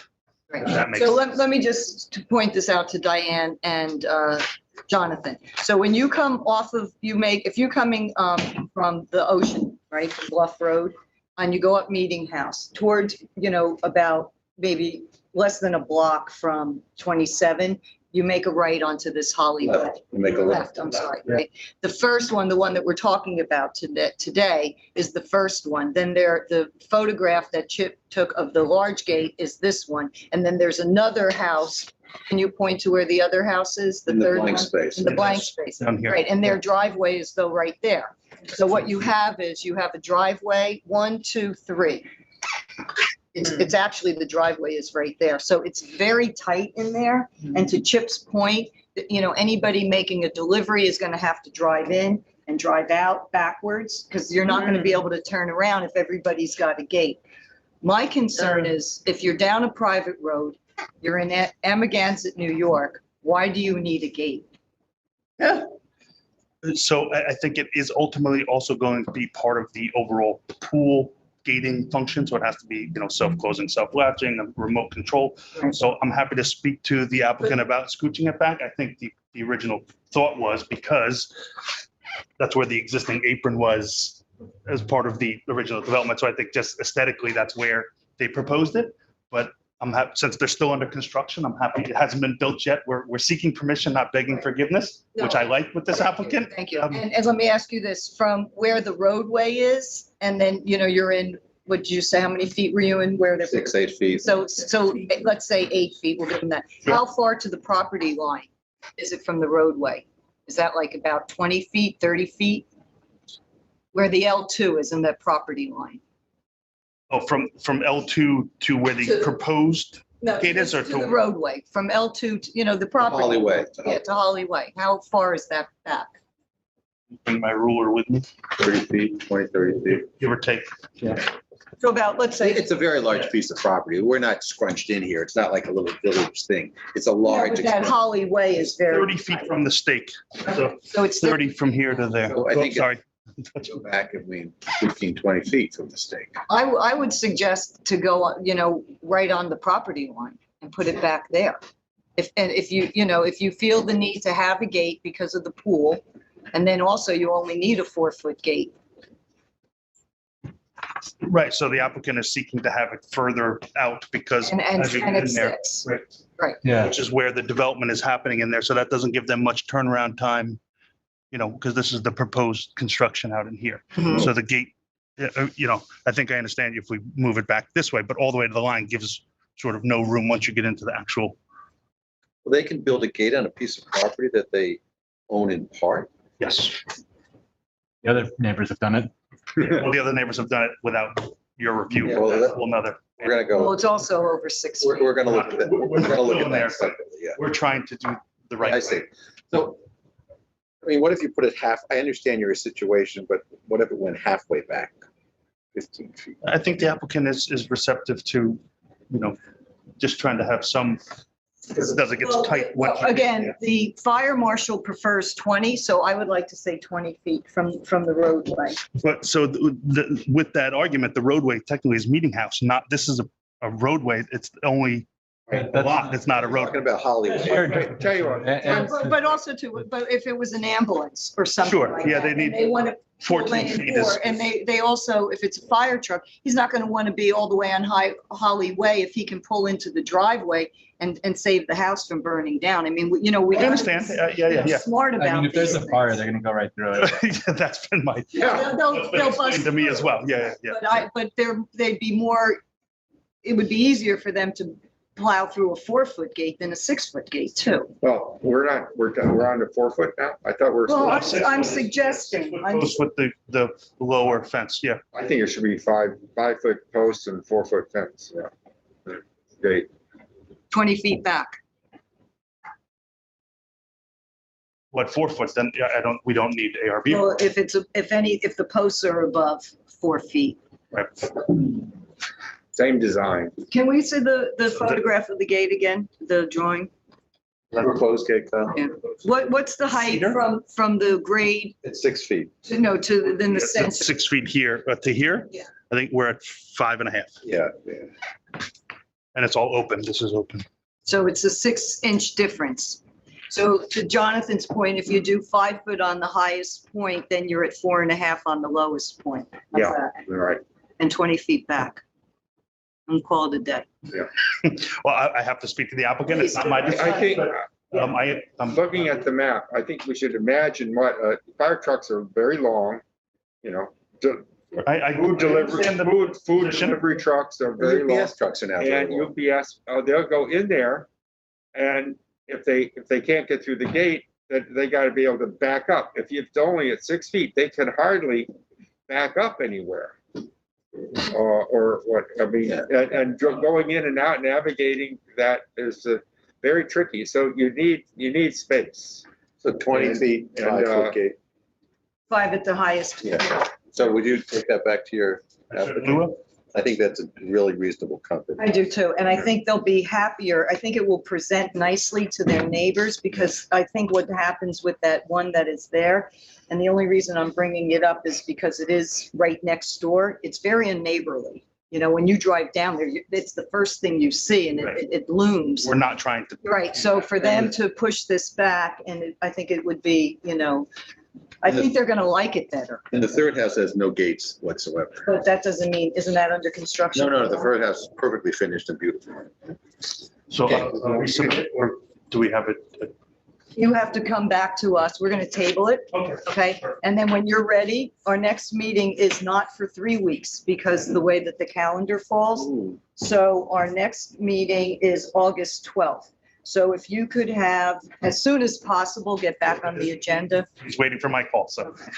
So you could even call tomorrow and ask to be put on the agenda for the 12th. Okay, perfect. Great, thanks, Thank Darrell. you. Thank you for, Good night.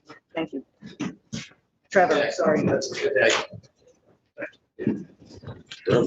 Trevor, you know, I don't need this, so No, okay.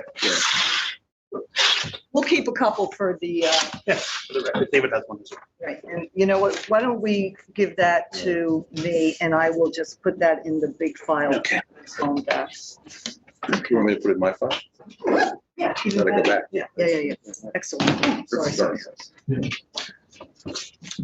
It's a lot of ink. That's great. No, this is table, right? Yes. You know, I forgot all my colored pens today too. I just, Betsy, I'm gonna send someone over to prepare you to come to work. and those She was pictures. extremely busy all day long. What? You're running around all day long. It's not easy being me. All right, so we're saying 5-foot posts, right? Which is like 4 foot on the middle, 4 places in the middle. 20 feet back. And this Esperanza here today. But she misses. Okay, item number 6, under fences, walls and berms, 226 Bluff Road LLC, tax map number 300-172-4-815. Adam Jordan. Hello. Betsy, perhaps we should read the both number 6 and number 7 into the record because you can't, they're inextricable. Can I do that? Can I combine them in the review? Or do we have to do one at a time? We have to do one at a time because we have to prove them one at a time. Okay, because they're okay. separate All right, tax all map numbers. All right, so this is, But excuse me, but in your delivery, just explain to the board that they're next door to each other and. yes. Okay. Okay, these two applications are for a shared driveway. This one at 226 Bluff Road is for the large gate. And the application following is going to be for a pedestrian gate. The application following is 230 Bluff Road, which is closest to the street, and 226 Bluff Road is essentially a flag lot. They're two very beautiful modern houses that are under construction. And there is a 50-foot scenic easement already in place. This is for the driveway here? Is this the main house? Yes, okay. So So I'm it's one standing, house- I'm it's standing one on house. Bluff Road It's right one now. house we're talking about, even though it's on 2 different No, properties. what you're seeing is the house closest to Bluff Road, number 230. Mhm. And beyond it is another similar house, 226, Okay, which is also at this sort of same stage of construction. so they'll both use this They'll driveway. both be using the main gate. The application for the flag lot is the large gate. Right, Okay, and that's 226. 226, that's the large gate. That's the driveway gate. Right. Now,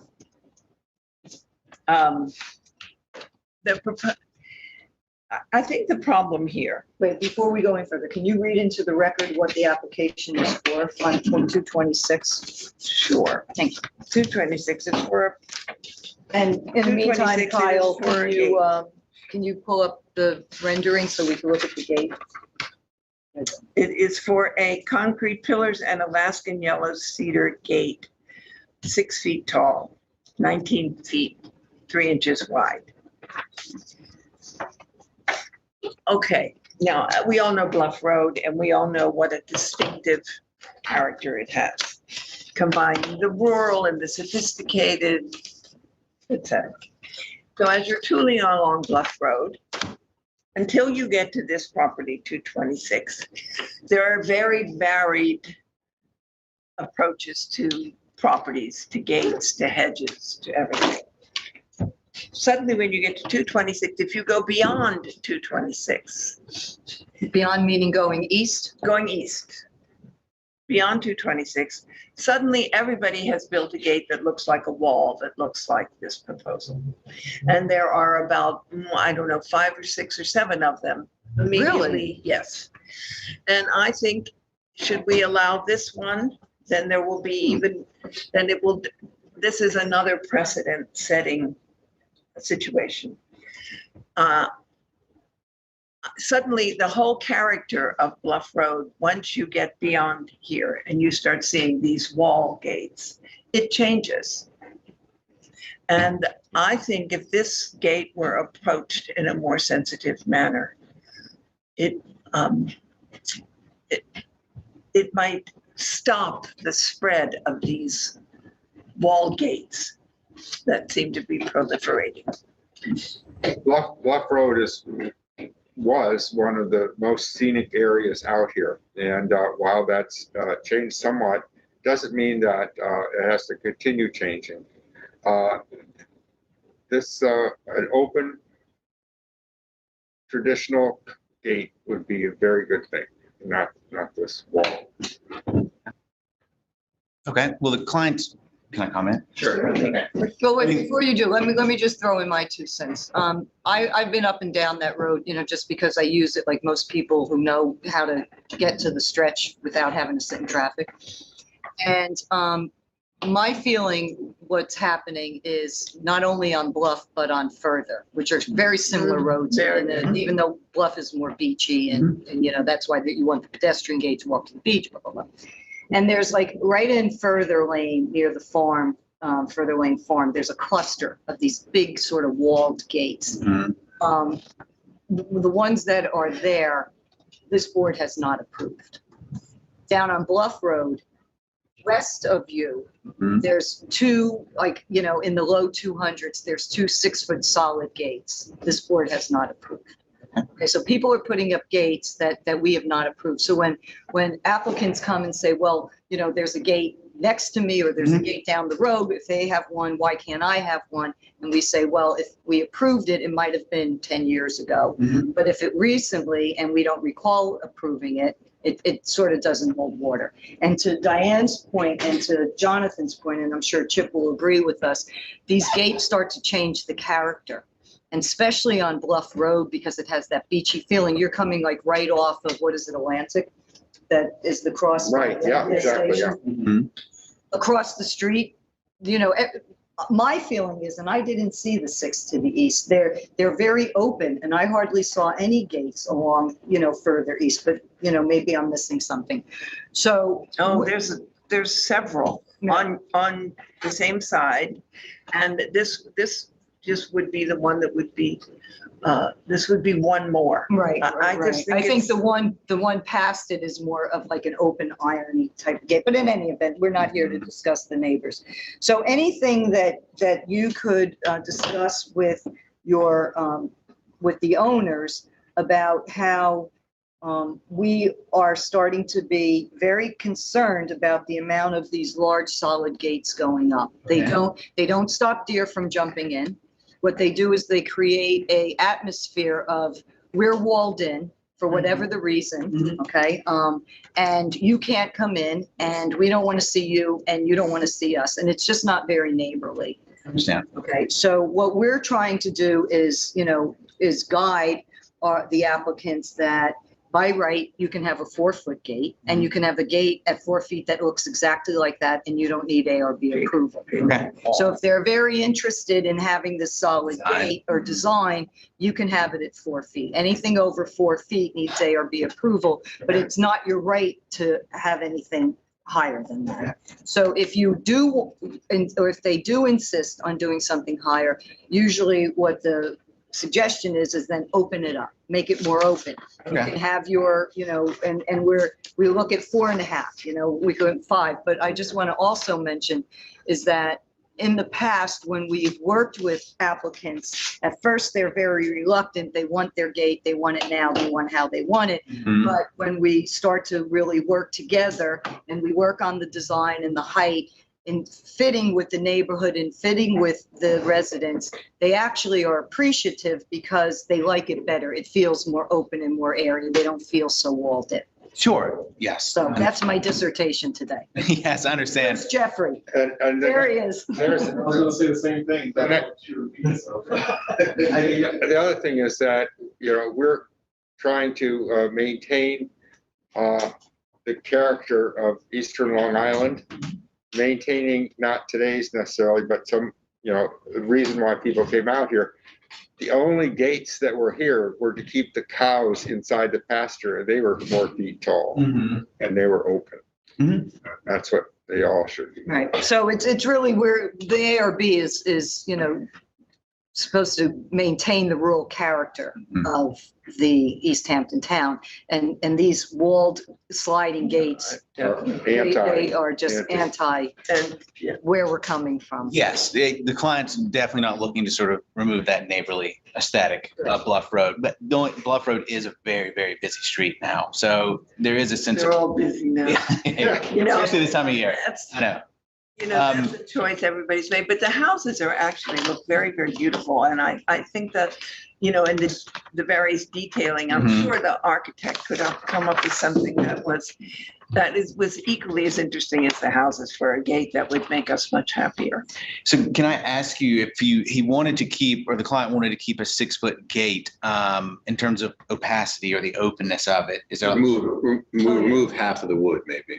half? Okay. Yeah. That would, Yeah, I mean, take every. The only problem with those, they're too tiny. yeah, but the only problem with, that's a retractable gate? A swing gate. Oh, it's a swing gate. Okay. Well, anyway, let's take a look at, so how far from the roadway to where you're proposing this gate? Oh, that's fine. It's 50 feet back. It's 50 There's a feet. scenic easement. Yeah, that's fine. I mean, the distance from the road is I fine. think the point is you want to be able to look through the gate and see what's those beyond. beautiful houses. Yes. We don't have to see all of it. Without you feeling that somebody's just walking down your driveway. So we understand, but even a 4-foot gate would stop somebody from walking down your driveway or pulling in. Okay. So I don't think we have a problem, excuse me for 1 second. I don't think we have a problem with the location, and you were gonna say what? I was just gonna say, it's also not just staring at people's houses. To make the road feel like a tunnel. I mean, freeway. If you want to be on a tunnel, you go to Subway. Okay. So you want to table this and come back to us? Yeah. But in the meantime, let's look at the pedestrian gate. Okay, for 230. So tax map number, 230 Bluff Road LLC, tax map number 300-172-4-814. Okay, so Diane. this is actually the property that is on Bluff Road, and this application is for an Alaskan yellow cedar gate. Which one do I have? Same one. 230. No, that's right. 226, okay. This is for, oh yes, a 4-foot wide, the same gate, basically. It's an extension of the same gate, only it's the pedestrian gate, which is only 4 feet wide. So I think all the commentary that has been made. Well, let's take a look at what the drawing is so we could see it. Well, there to the left is the pedestrian gate. Way over on the left. Oh, it's Continuation right of there, the yeah. wall. It is just a continuation of the design. Oh, and the property line's right there. Yeah. Oh, so it's. Property line is- all right, it's all part of the. It's right here between. Okay, yeah, Okay, so that will change with the gate change, Yeah. the gate yeah, design. yeah, exactly, so. I All think right. it's a good project for the architects. That seem to be very Right. inventive. Right, maybe they can come up with To something come up with more, something that's, artistic. Right, Okay. it's always so a we're nice gonna- challenge. Yes. All right, Adam, thank you very Thank much. you, So our Adam. next meeting Betsy, I have is, time. what, I think you're closing the meeting for a second. why would I close the meeting? Sorry, I have something to say about 104 Main Street when you're done with this one. Okay, So we're tabling number 6 and number 7, 2226 and 230. Our next meeting is 8/12. Because the way the calendar falls. So the faster you can call in and, present a new design or what you want to do and get on the agenda, the better.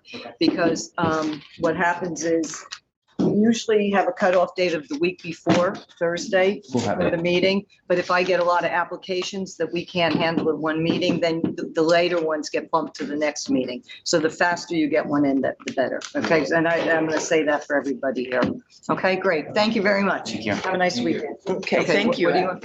So just so the board members know that the town attorney's office is going to reach out to a title company to verify the ownership chain documents that were submitted that we think are valid. And so the approval for 104 Main Street is going to be subject to confirmation that the title documents are actually valid. Okay, great. That's fine. You want to repeat that? Yes, the ARB is in receipt of documents that establish the ownership of the 104 Main Street property from the beginning until its current ownership. And that's been reviewed, but we're gonna, in an abundance of caution, verify that with, other sources, just to corroborate our determination. And the approval will be conditioned on the validity of the ownership documents that are in our file. Right, based on what Mr. Fink had submitted. Okay, that's fair. Perfect. Okay, great. I'm glad. Thank John for me. Okay. John Jilnicki. Okay, Anthony Amaretto, tax map number 300-95-5-7. And this is 16 Cedar Ridge Drive. The scrimshaw was a mistake. If you can just take that out. Yeah, it was a typographical error. It's not worth, okay, all right. Are you Anthony? I am. Okay, come on up. Okay, Jonathan, if you can read into the record what this is for. So I thought, okay, this is for a driveway gate. The gate is made out of wood and wire, and so it says here, and it's I forgot, it's about 30 feet back off the road. So go ahead.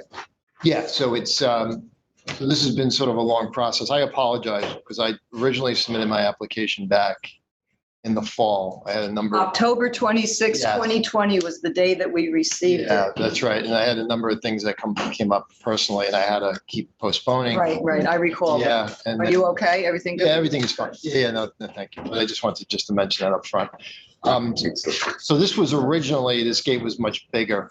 I recently lowered it. It's about 4.5 feet now. 4.5 feet? Yeah, I lowered it. It was originally, I think, about 6. Have you been up there? I've been up there twice. Yeah. This is my application. Right. Oh. It should have gone to you, but I don't think, what happened? I'll tell you, when they put the wrong address, they couldn't pull up that it was you. Okay. Right. So this is where I went there too. I measured it at 6 feet. No, when were you there? It was recently lowered. The gate itself is actually lowered. It's shy of 5. It's Okay, like 4.5. can you put up my picture just so I can confirm what when were you there, Jonathan? a couple days ago? No, So this week. might not have been at the right, because it's not 6 feet. It's definitely not 6 feet. Let's look at Jonathan's pictures. Yep. Yes. You have falling leaves. Yeah. It's like falling leaves on the. Yeah. Yeah, that's the current. That's it. It's taller than that gate. Comes up to, it's about, What are the height of the posts? the post's a little over 5 feet. And how tall from you might be measuring the gate, but from the grade up? It's still shy of 5 feet from the grade up, from the bottom up. Yeah. Johnny's counting panels. Yeah, I just measured it actually the other. You just measured it. The measurements need to be exact. It's just shy. I mean, All right, that's- you're talking with these round numbers. It's not right. Wait, The other one. wait, Yeah, that's the old picture. that's an old. This is the new version. Well, you can see how much of the house you can see or how much of the garage. or Right. whatever that Go is. with the new one.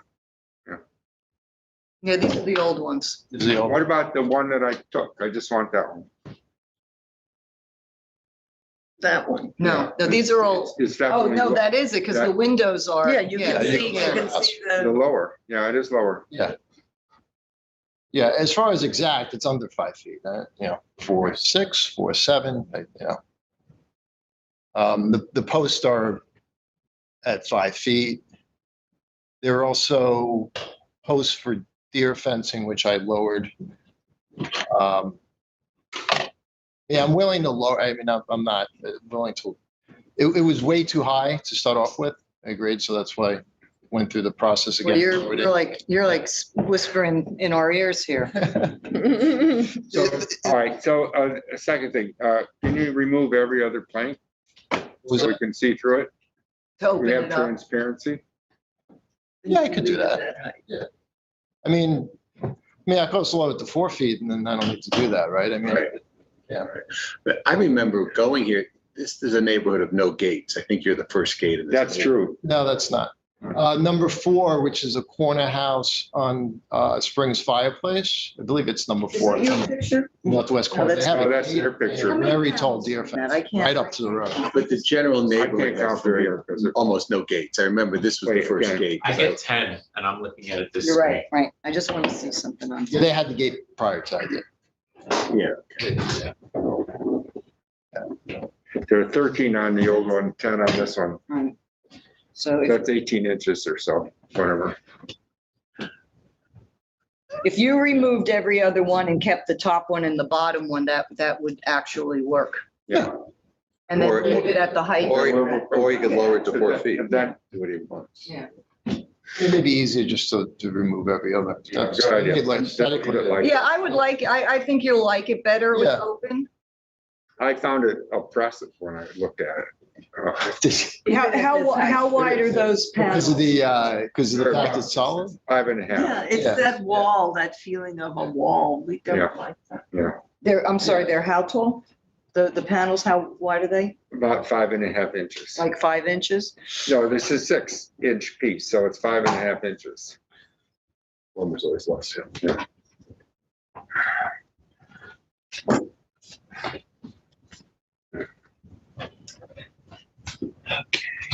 So it's approximately 5 feet tall.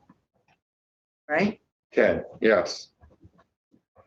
Right? Because 6 times 10. Because there's space, so it's approximately 5 5 feet. feet tall, but he said the posts are 5 feet and they're higher than the, All right, so, but still, well, to Chip's point, we got, we have to know what the height is, Yeah. So why don't we do this? Why don't we table it?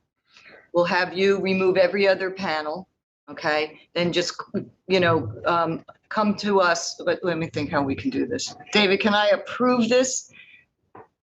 Can Jonathan say exactly what we're doing, leaving the posts at the same height and the gate at the same height, and Yeah. we're removing every other panel? And based on that, he can go do the work and then come back to us, even though we don't know the exact height. It can't be no more than 5 feet. Can we do that? Doesn't exceed 5 feet. the gate, Yeah, Yes, I'm the gonna say gate and the that. posts. No, that's fine.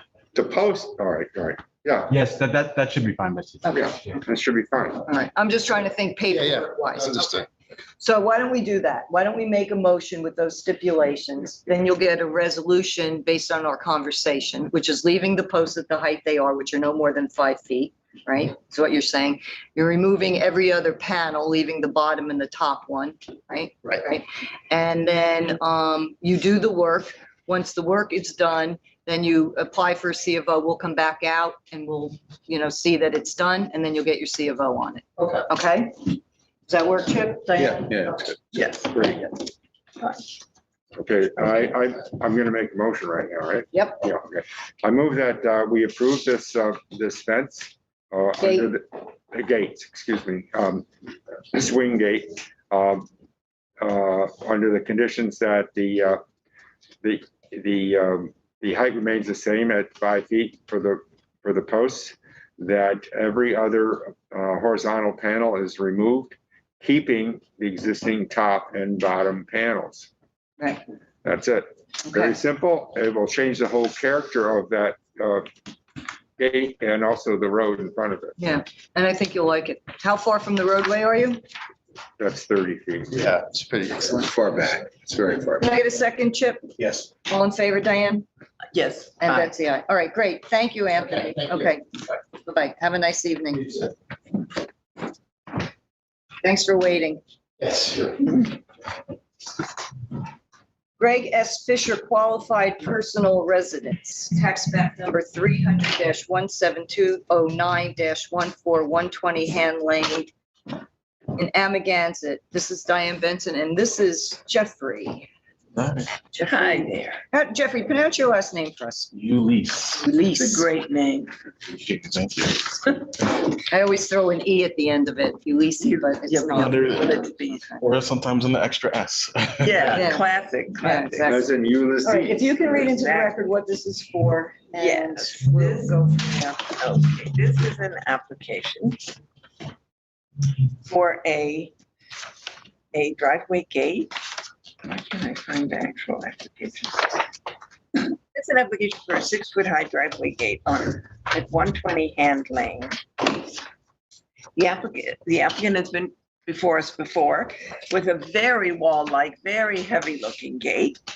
So we appreciate very much the applicant's understanding of our concern and their attempt to compromise by suggesting a gate with a lighter and more transparent feel.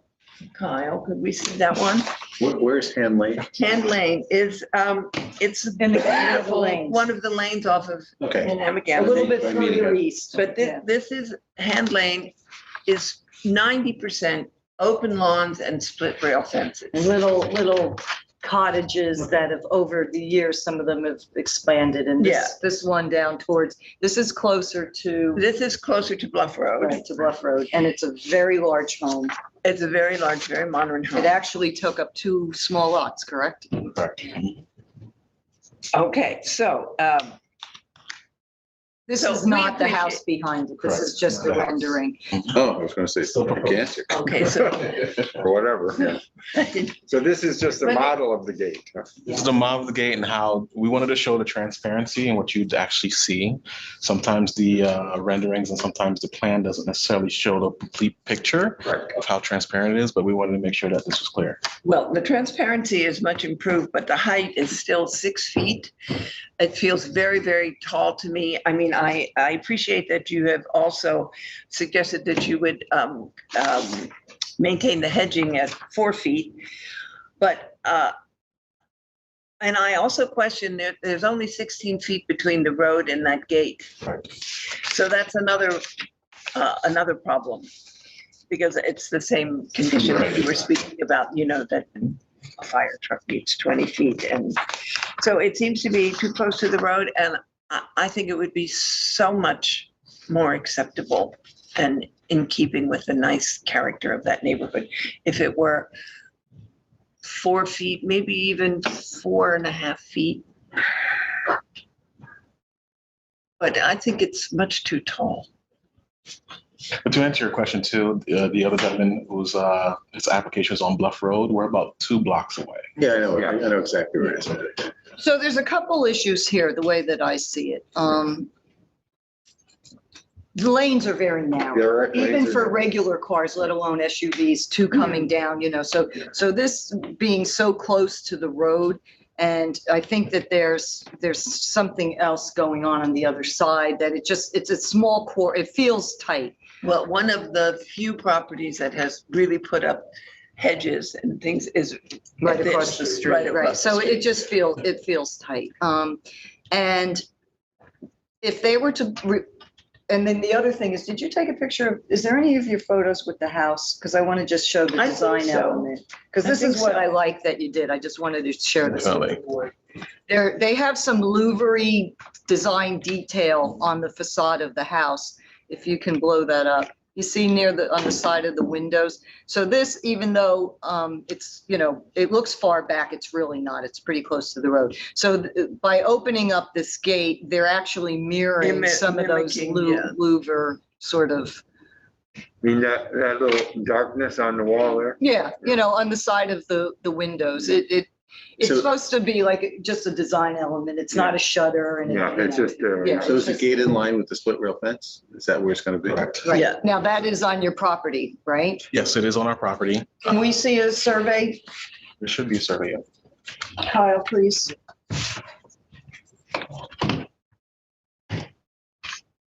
So I was just coming back from Montauk yesterday doing site inspection. I told Diane I was going to do another drive-by because, you know, I just wanted to feel that area again. And I was standing outside talking to a friend who lives up the road, and the owner came out, and I gave him my spiel about the fire marshal And my concern that it's only 16 feet from the roadway, and that if he did want to keep it on his, he has to keep it on his property. It's got to be inside the property, not on the property line, inside.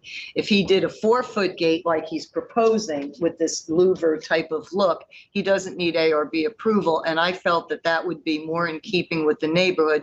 And I actually thought that he would be more happy with it overall. He said that the reason why he wants a gate is because all the delivery trucks keep driving in and messing up his gravel and pulling in and pulling out. But my concern is if you've got a gate very close to that property line, they're going to pull in, because if they pull alongside, it's going to be hard for cars to maneuver around those delivery trucks. And obviously he has a lot of deliveries. So that has to really be brought back another like couple feet. So I think he's amenable to that. I explained to him that code says 75 feet. The house was positioned 75 feet from the edge of the pavement, that he'd be required without a doubt to be 20 feet or more. I think he's amenable to the additional 4 feet to provide that openness and ingress for emergency vehicles. Design-wise, we changed the design, and he spoke to an architect and wanted to maintain that accent of spacing that you see the vertical members on the house. So that's what we're trying to mimic in terms of the design itself. The 6 feet obviously was a concern from the last meeting or hearing, but he wanted to at least present a change in design, even though it's 6 feet, see what the comments were and see if we can come back. If we do need to reduce it, then we could go back to the drawing board in regards to that. But we wanted to at least present this design at 6 feet and see what the board's concern I might think be. the design is fine. I think it's the 6 feet that is objectionable. Yeah, I would be very reluctant to approve a 6-foot gate on Ham Lane. The lane is narrow, just the lower the gate, the better, the more friendly it is, the more open it is. And that's really important for everybody in town. And it's good for the owner. And I think he's going to be happier with it. It seems like he's got a young family and everybody's coming in and out, and, to have like big gates like that, it just becomes like an impediment almost, And just like the bluff, there are existing gates, but I even did my research and none of them have approvals either. Yeah. That's right. So normally I'd come in here with more, ammunition in regards to that, but clearly there's no information on record. Right, and I just also want to say that I had a conversation with someone that does work like you do, and there was the same thing on Old Montauk Highway. Well, everybody else has these, and then he did his due diligence, and none of them have approval. Right, no, they don't. They don't. Yeah. So why don't we go back to Greg and see if he would be, if he does 4 feet, you don't need to come back. We could give him a little more, like 4.5 feet or something like that, but we really would not want to go much higher than that. Understood. So then I'd like to table it. And, come back. Absolutely. Yeah. Okay. Yeah. Thank Great. you very Thanks, much. Jeffrey. Thanks for waiting too. Yeah. For sure.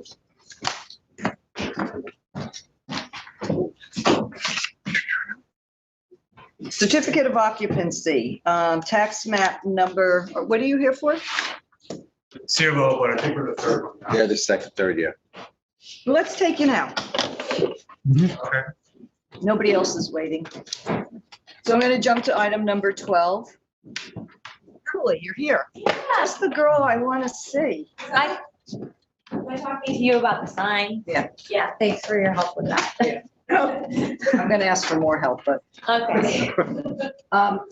This is East Hampton Retail, tax map number 300-189-1-6.1404 Montauk Highway in East Hampton. Chip, if you want to tell us what this is about. We've visited this several times. This is East Hampton Retail. It's the property at the intersection of Skimhampton Road and Route 27, an old salt box that's been reimagined as a retail space. Applicant seeks approval to obtain a C of O. The building is under a very significant reconstruction and is almost finished as a retail space. There are a couple discrepancies between the architectural plans filed and as built. The first one would be there's some slight variation in the windows and the doors. It has to do with the painting of the windows. Some of them were, plans show 6/6 windows, and as built, they're 8/8. It's a very slight difference. I actually think the 8/8 may be more in keeping with the colonial sense of the house, so I don't really have an issue with that. Okay, wait, hold on 1 second. Kyle, can we see some of Chip's pictures while he's going through this so we have a visual of what he's talking about? Let's take it one at a time, right? Sure. Okay. So this is the garage. This is on the side of the garage. This is, these are slightly different You're windows. still under construction, right? Pretty much done. What about that staircase? That's not done. That's the railing. We're just waiting. It got back ordered, so it'll be installed soon. But Say, because that's dangerous. we took down a temporary one because the new one's coming and it got delayed. So jumped out. Let's go through some The of the, railing, yeah. so that's the front of the garage. And you'll point out where the Yeah. discrepancies are. So these windows we did approve. These are these large picture windows on the, this is the back of the building that you don't really see. So it faces south, right? This is east. East. This is one of the two entrances to the building. These doors were supposed to be, I think, more, they actually, this one might be painted. I can't tell, but. It's got panes in it. Okay, this one has panes in it. Good. Kyle, Okay. another picture. So it's not, see the second floor window there? I think those are, 6/6. those are 6. Okay, keep going, Kyle. Oh, here we go. So these are, I think these are 8/8. These the 8/8 or this in the back? I think it was the first picture you showed. The garage had the 8/8. I mean, it's a very slight discrepancy. I don't think it's material to what we're doing. Okay. No. That was our mistake. The size of the windows is the same. Right, it's just the way configured. Yeah, so not a big deal. Some of the French doors shown, particularly in the back, are clear glass. This face is 27. I think this is a clear glass door. It's not paned off. The building is both contemporary and traditional. I don't think it's a big deal. And usually it had to do with some handicap situation or a panel that goes across there. Yeah. I'll go back to that one, please. The one we were just on. ADD. Right. One of the other doors, the two doors, I think facing one side, the ADA compliant bar wouldn't fit with the panes. Okay. No, I actually, just if you don't mind, I actually like that it's a solid glass instead of the panes because, you've got a lot of divided lights on the windows and some of those windows look large. So it sort of stops all the busyness. Yeah. What do you think, Jonathan? Yeah, It's fine. Okay, then the second part is that the applicant received approval for 3 LED ballards, which are cylinders that come up in the parking area. And they're not really my concern. I think they're there, right? But they're fine. And 5 wall-mounted sconces on the buildings. There's more than 5 wall-mounted sconces on the buildings. There's 15 lights on the So we building. approved 5, no, we approved 5 ballots. No. We approved 3 ballards and 5 sconces on the building. There are 15 sconces on the main building, and there's 4 sconces on the garage, and that's what I really want to talk about. So the 3 bollards that we approved are there? They're there. They're set. So, because I misunderstood. I thought you said we approved 5 and there's I only. flipped the numbers. So forget what I told you about that. Okay. Okay, so Does anybody want to see the bollards the Yeah, I spec want to sheet? see a bollard. Yeah, so let's look at the spec sheet. I don't know what. it's just a cylinder that comes up to the parking. Okay. Keep you from driving into the roses. In the first one, Uh-huh. 4306, yeah. That's that little tiny thing. Oh, that, okay. And it has a okay. little light that sort of shines Okay. that way. It's like a walkway. Oh, I see. It's not really a car baller. Yeah, right. Everything's facing, every light on this entire property is facing down. It's a cylinder light. Got to conform with. Okay. And they're not in the parking lot? They're just. It's just on the edge of the parking. Okay. Okay, so let's go to some of the other photos. So on the main building, there's 2 types. This is the garage. Let's go to the main building, Kyle. We'll come back to this. Yeah, any of those are good. Yeah. So on the main building, there's a combination of these nice lanterns. And oddly enough, I remember the discussion when this was before us months ago. These nice lanterns are framing where the front door of this building was and would have been. And I think we agreed to take the front door off. But then there's no lighting on any of the plans. these two sconces appeared there as if there's supposed to be a door there, but there is no door there. These are the most troubling to me because it just throws your eye off. All right, I got a question for you. The original plans that we approved, was there anything in No. between those two picture windows? Nothing. It was just a blank wall. All right, Now and- let's see some other pictures. But I want to back up, Chip, because I want to just everybody so we know. What, can you show the spec sheet that I gave you? Yes. It's in your, that file right there. The lights we approved don't appear on the building at all. That's what we approved. So what you approved? Yeah. These are the lights? Yeah. And I think it was our mistake that we accepted your plans without the light fixtures showing where they were going to be. We should have said, we need plans where the lighting is, and that was submitted to us of the type of lighting. So But 5 is different than 19, right? What, Yes. 19 Yes. lights? 15 and 4. There's 4 in the garage. 19.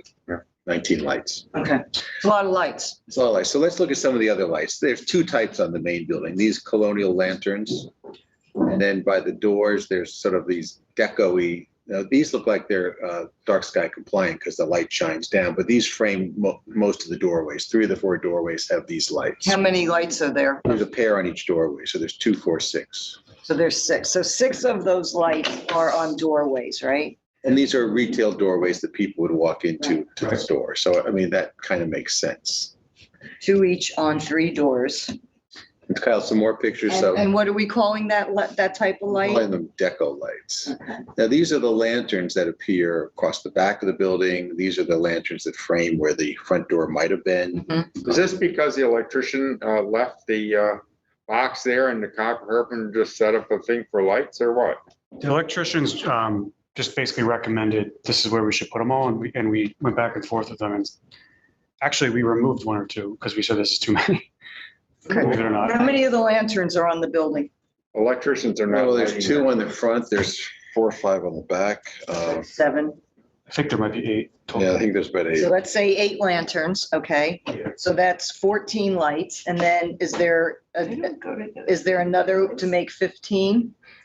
I didn't approve Do we, anything. is there something above like a basement door or upstairs to the that second story? Here's my, This there's multi-story. 5 lights across the back of the building. There's 2 on each of the main doors. There's 2 on the front. There's two flanking.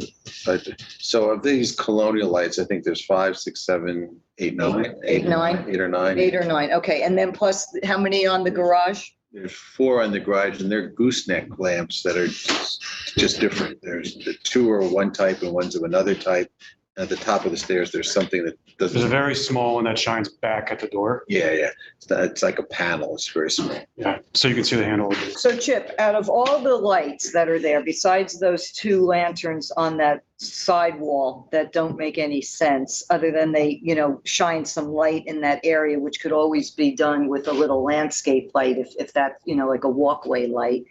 If you suggest to eliminate them, that they could shingle over where that box is. Or they could plate it over, yeah. Yeah.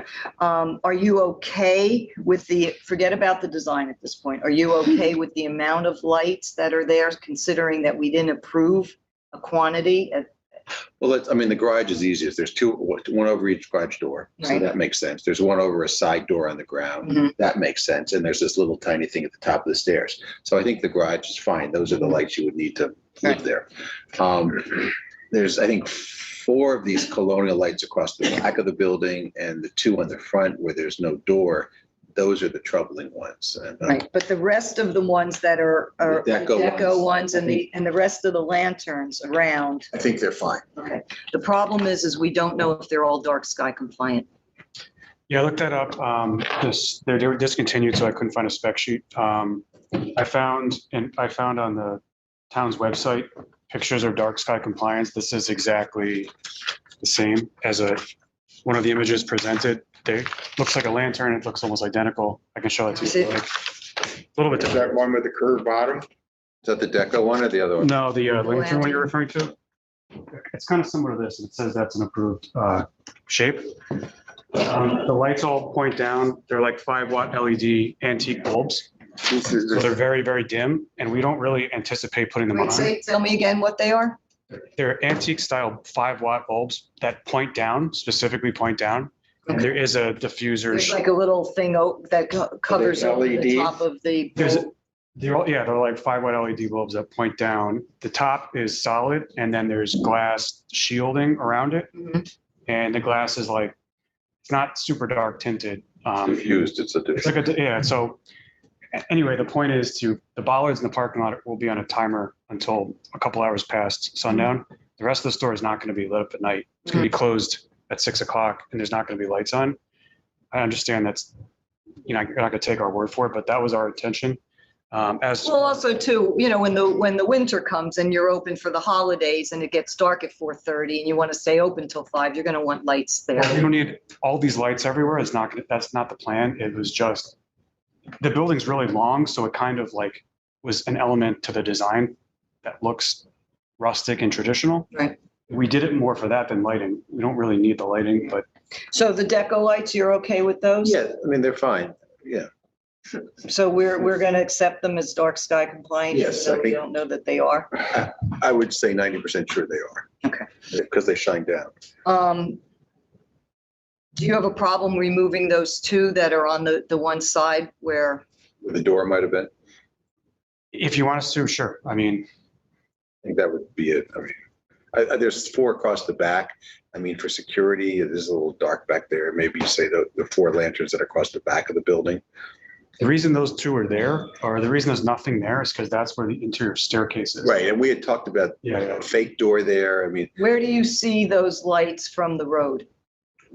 you can see them as you drive by quickly if you turn your neck like this. So they're facing west? They're facing west. They're facing toward East Hampton. No, the 2 are facing towards East Hampton, and the 4 or 5 in the back are facing towards Montauk. The 2 ones that were by the main door. What do you mean by Facing facing Hampton. East Hampton? What does that mean? They're facing west. Okay. All right. And, when you do drive by that area, you do have to really look in it, the way that it's positioned, the property. And so Chip, you were out there. Are you okay with all this? I think, yeah, I mean, I wish now we had made you put a fake door where those 2 lights are, just I kind of do too. for the traditional nature of the building, because it's a salt box with the center door and windows on either side. Well, here's an It's a idea. little strange, but hopefully the landscaping will grow in. Right. There's But small shrubs, they'll get bigger. what if you changed the light fixture there? So it didn't look so lanterny to a door going in, like maybe you did like just a little like sort of half moon cover that faces down that appear, because you already have the electric box there. You know what I'm saying? So it's like a little half moon cover that shines down. Then we have 3 different kinds of Well, light. but they would sort of fit in with the deco thing. I think if you just I'm play those. going to vote against this. Yeah, I'm gonna vote against it The whole thing's an too. abomination. What are you going to vote against, Jonathan? Oh, This whole thing. Why? they don't seem to have any relation to one another, these various light fixtures. Well, they should have been all one type of light fixture. Okay. Well, sometimes you can't have one type because depending on size and Yeah, scale. But these are, These are expensive. All right, okay, let's tighten this up. What don't you like about each fixture? Do you like the lanterns? You don't like the deco? What? And again, it's not like, it's what's appropriate for the building and for the area. Near. Diane? oh, I just think that they're disparate. I think having those, what you call deco fixtures with these sort of. They're sort of like a modern barn lamp. Yeah, and these octagonal And the jail- lanterns, the they're jail- not really the jail lanterns. I mean, they're not really, I mean, I just think they fight each other. I think they. Well, here's an idea. What if you took the deco lights off those doorways and did all the front of the building that faces 27 and the front of the building that faces the parking lot? You just put all those nice lanterns flanking all those doorways, so it's consistent on the front and the sides, and put the deco ones on the back. To be honest, the deco ones were supposed to be on to illuminate under the doors. The lantern things on the side were really just for decoration. We probably will never turn them on. That So it was was, a lighting issue. You want to light the sidewalk. those, what you're calling modern barn downward, they're almost like goosenecks, but not rounded Can we goosenecks. look at pictures of that, Kyle? I was going for a modern a more modern, like gooseneck. Right. Is it- I like that. I like these too. It's the lanterns that I think Yeah. on the same. So why did you go with the sort of more traditional antique looking lanterns when you have something like We groovy wanted like something this? more flat. We didn't think we needed. When it all, sticking yeah, well, out that's because it's the understandable. side of the Like more building. like a, but you could have done a sconce or, They're like sconce lanterns, if that makes sense. That's kind of what they are. Yeah. They're beautiful, you know, let's take a traditional. look at them. Let's look at some of these pictures. There's one, yeah, that's it.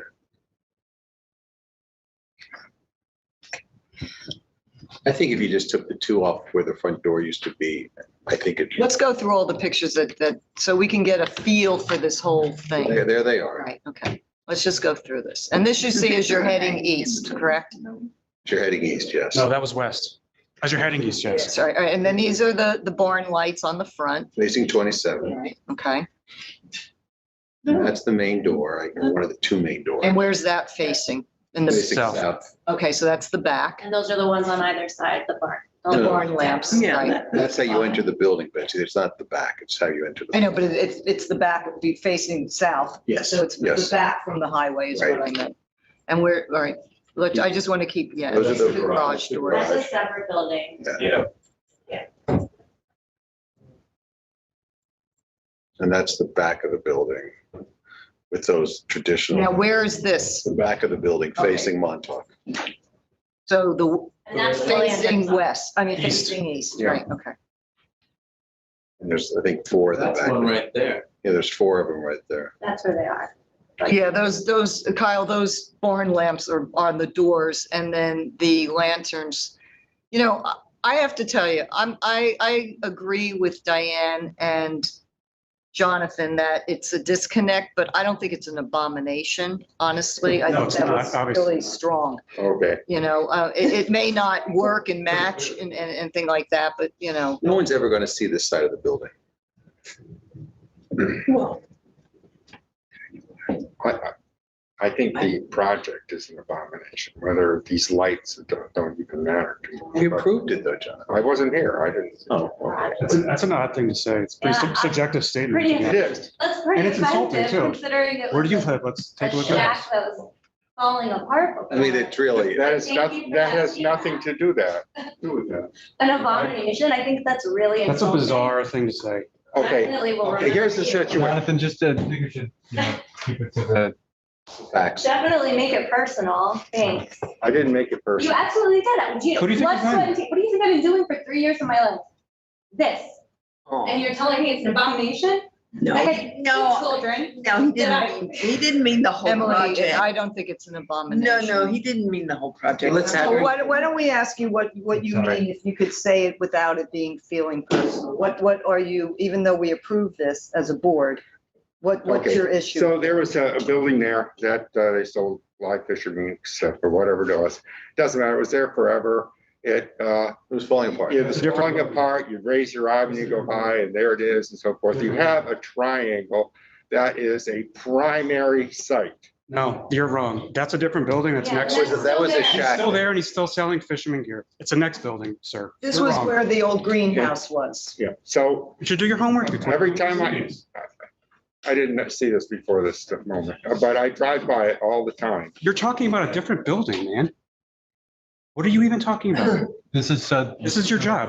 They're both on the Homework triangle. When you come here. And this one was just, I think, at a house or something. It was more of a house. No, it was the Only when it's greenhouse. our own It was a separate applications. structure. We're not It was all. like a barn, and we connected them. Okay, all right, so, we're good with this, okay? I don't think that even though it was, I think, the mistake of the board not to ask for spec sheets on your lighting prior to the approval, so that we wouldn't have been in this position, because if we would have approved what you picked, and we wouldn't be here. So I'm going to say that I don't think that it's that, much of a issue that I would ask them to take these off the walls and throw them out. and- No one is. No one is. I mean, I'm not. I think the lanterns on the wall where there aren't any windows or doors that they're flanking seems a little odd. So that's why I was saying, like, something that just comes off of the, you know what I'm talking, these little half moon sort of. We could also remove them if you like. I think just remove them, Betsy. It's so much cleaner. Okay. But you could, I'm saying, if since you have the wiring, there's these little, like, they're like little sconces. They're like a half moon and they're just, you come off the wall like 4 inches and they shine a little light down. You can consider that. But it would be, there's nothing to highlight there. I mean, Well, it's a walkway, isn't it? A driveway? No, actually, there's no walkway there. yeah, it's just, yeah, I think it's, Isn't it a driveway of some but it's sorts? adjacent. It's like where she is versus where you are. It's far away. Okay, all right. Well, I didn't get a chance to go over there and look at it. So where are we with this, Chip? Remove those two. I mean, I think it's what Chip said to begin with, that, there's 19 lights and those two seem superfluous. Yeah, so what if, can we agree on removing those two, plating it over, or just, Shingling it over. shingling it over? Repair the shingles. Yeah, and then safety, I'd leave the ones in the back, the ones in the garage you kind of need, the deco ones like the doorways. I think we're kind of. Everything else is okay. Yeah. Okay. So I make a motion that the two lights on the parking lot side of the building that should have flanked the doorway be removed and shingled over, and that the rest of the project is approved. Okay, however, this is for a certificate of occupancy. So Yes, it is. can we do a memo that these two, so that we don't hold it up and table it until the Yes. lights get removed? Okay, so you're going to make a motion. Make a motion To that we approve approve the it. project with the understanding that the two lights facing the parking lot where there might have been a door be removed. Right. We'll And get them off soon. instruct staff. I want to instruct staff to inform the building department this project is ready for a CFO. Okay, great. Now, don't go anywhere, okay? Can I get a second, Diane? Yes. Jonathan? Sure. Okay, and Betsy, yes, okay. Now, I have one question for you. Your sign Oh, yeah. that we approved, did you Yeah. order that yet?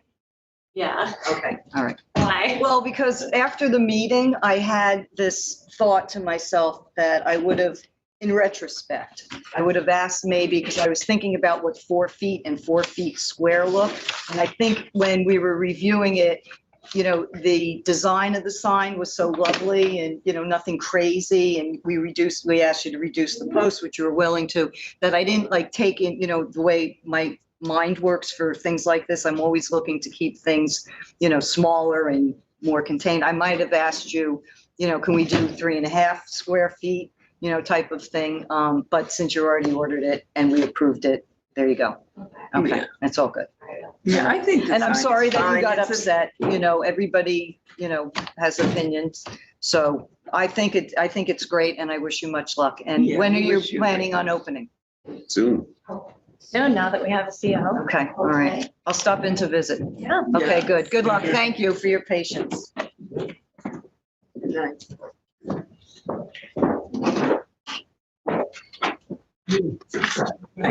Back to item number 10. LSIROWKOP LLC, tax map number 300-170-3-8.1, 169 Hampton Road, Diane. Yes. Finally. Finally, this has been before us several times.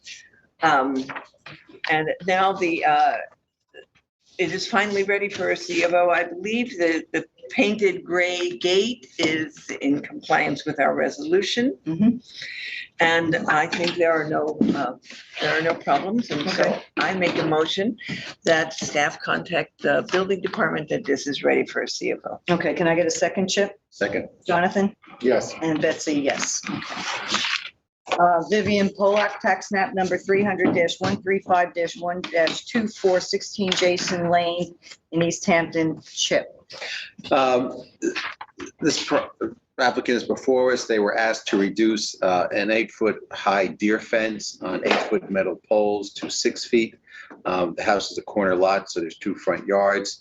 They have completed both the reduction of the fence and of the post as of this morning. I went and rephotographed it. Oh, you did? And it's fine. I would instruct staff to inform the building department this property is ready for a C of O. Great, thank you. Can I get a second on that, Diane? Yes. And Jonathan? Yes. And Betsy, yes. Can I have your file on Vivian Pollock? Yes, okay. Thanks for going back out there. It was- Yeah, great. It worked out perfectly. Yeah.